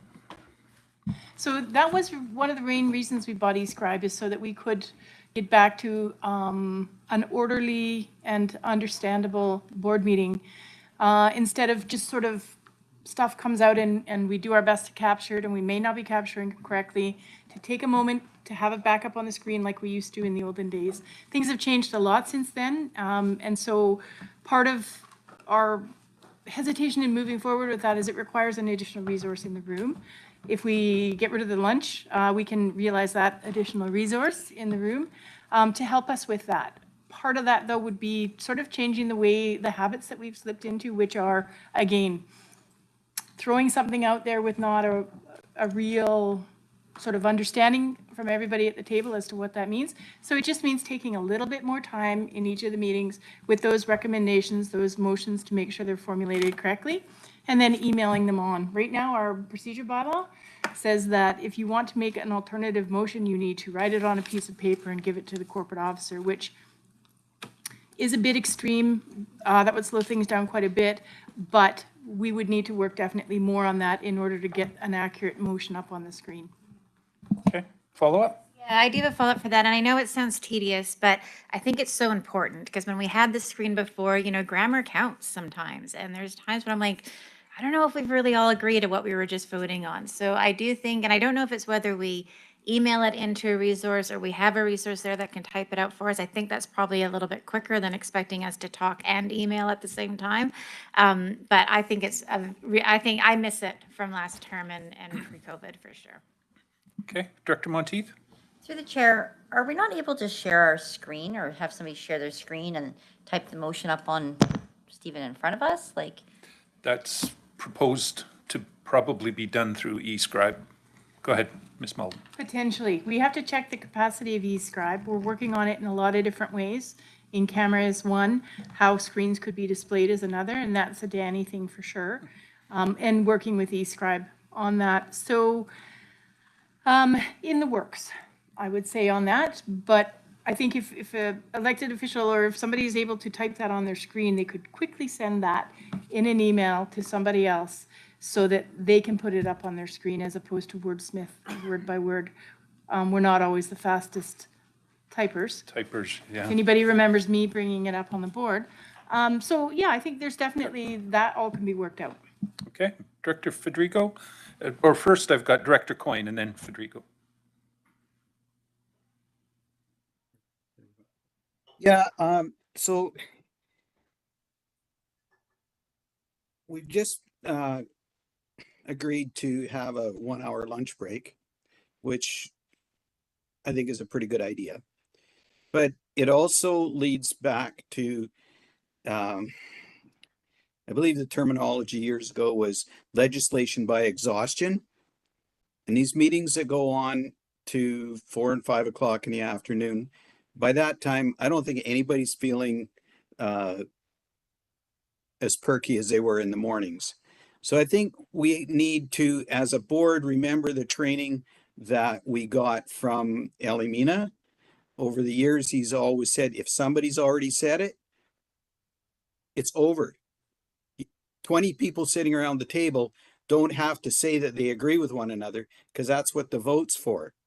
And we've kind of fallen into a position where everybody seems that they have to comment on just about everything that comes up in through the both committee and board meetings, which takes a lot longer.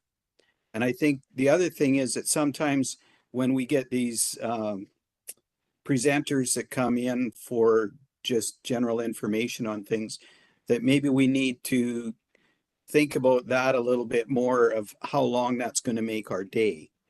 Because as it goes on,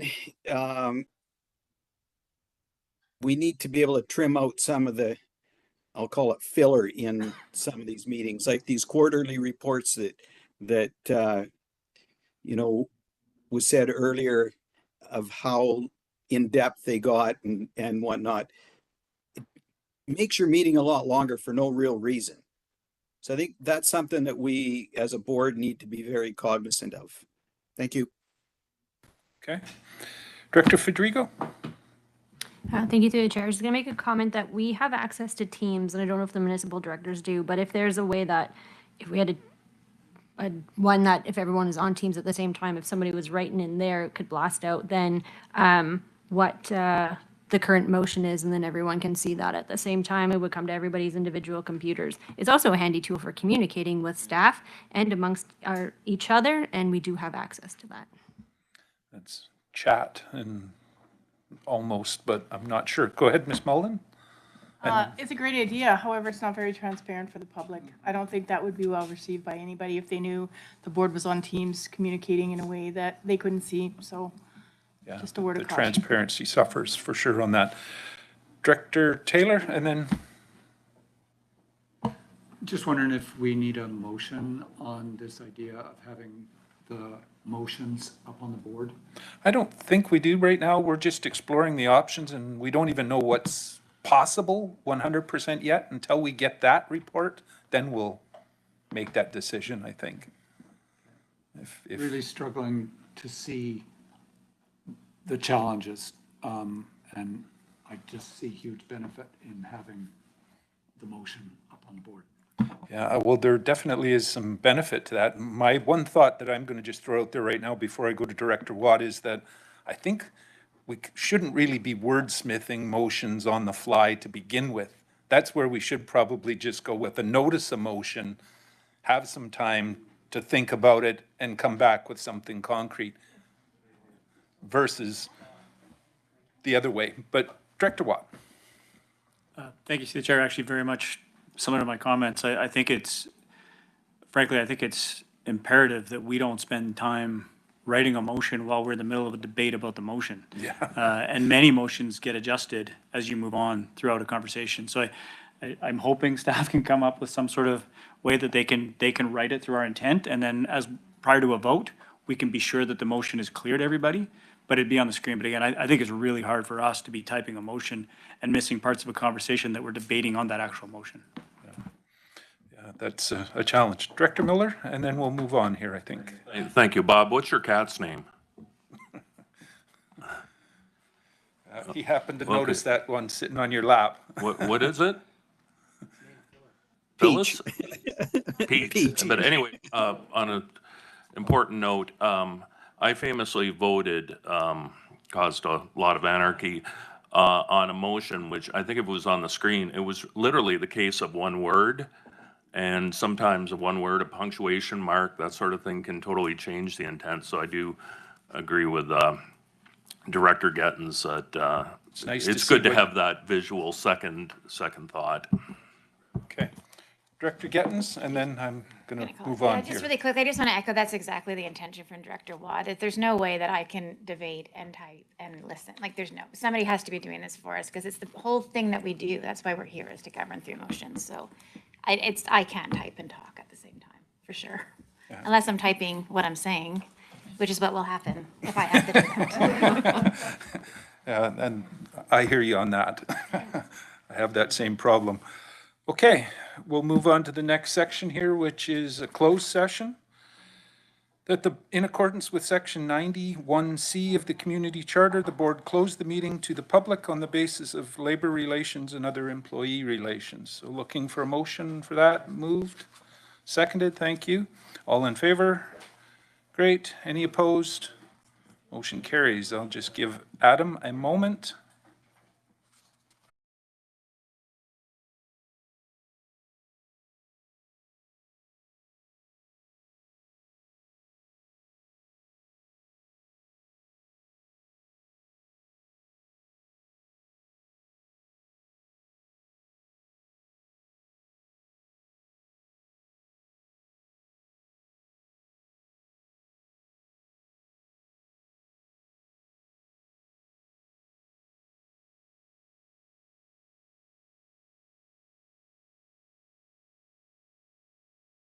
Online.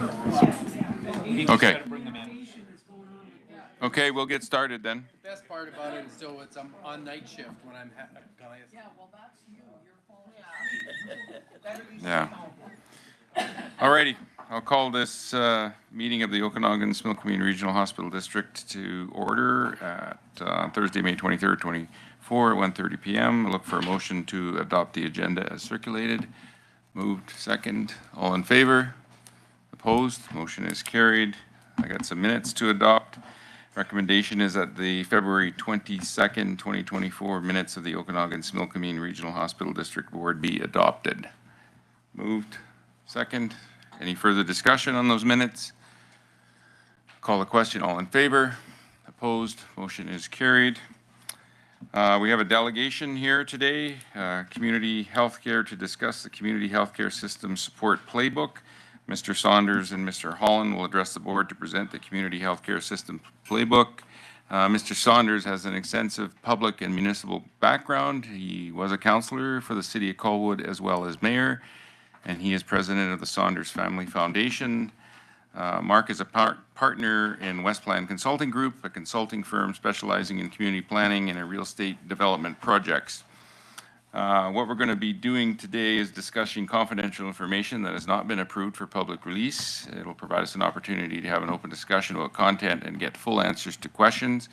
So I'm going to be looking for a recommendation for a closed session that, in accordance with Section 90I, J, K, and M of the Community Charter, that the board close the meeting to the public on the basis of the information that is prohibited or information that, if it were presented in a document, would be prohibited from disclosure under Section 21 of the Freedom of Information and Protection of Privacy Act, negotiations and related discussions respecting the proposed provision of a municipal service that are at their preliminary stages, and that, in the view of council, could reasonably be expected to harm the interests of the municipality if they were held in public, and a matter that, under another enactment, is such that the public may be excluded from the meeting.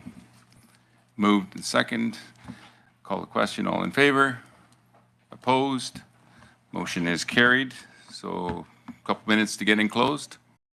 In here. Oh, we're 26.8 now. It just jumped another one, yeah. We're in training. Thank you. Motion to go, or a motion to adjourn. Thank you. All in favor? Great.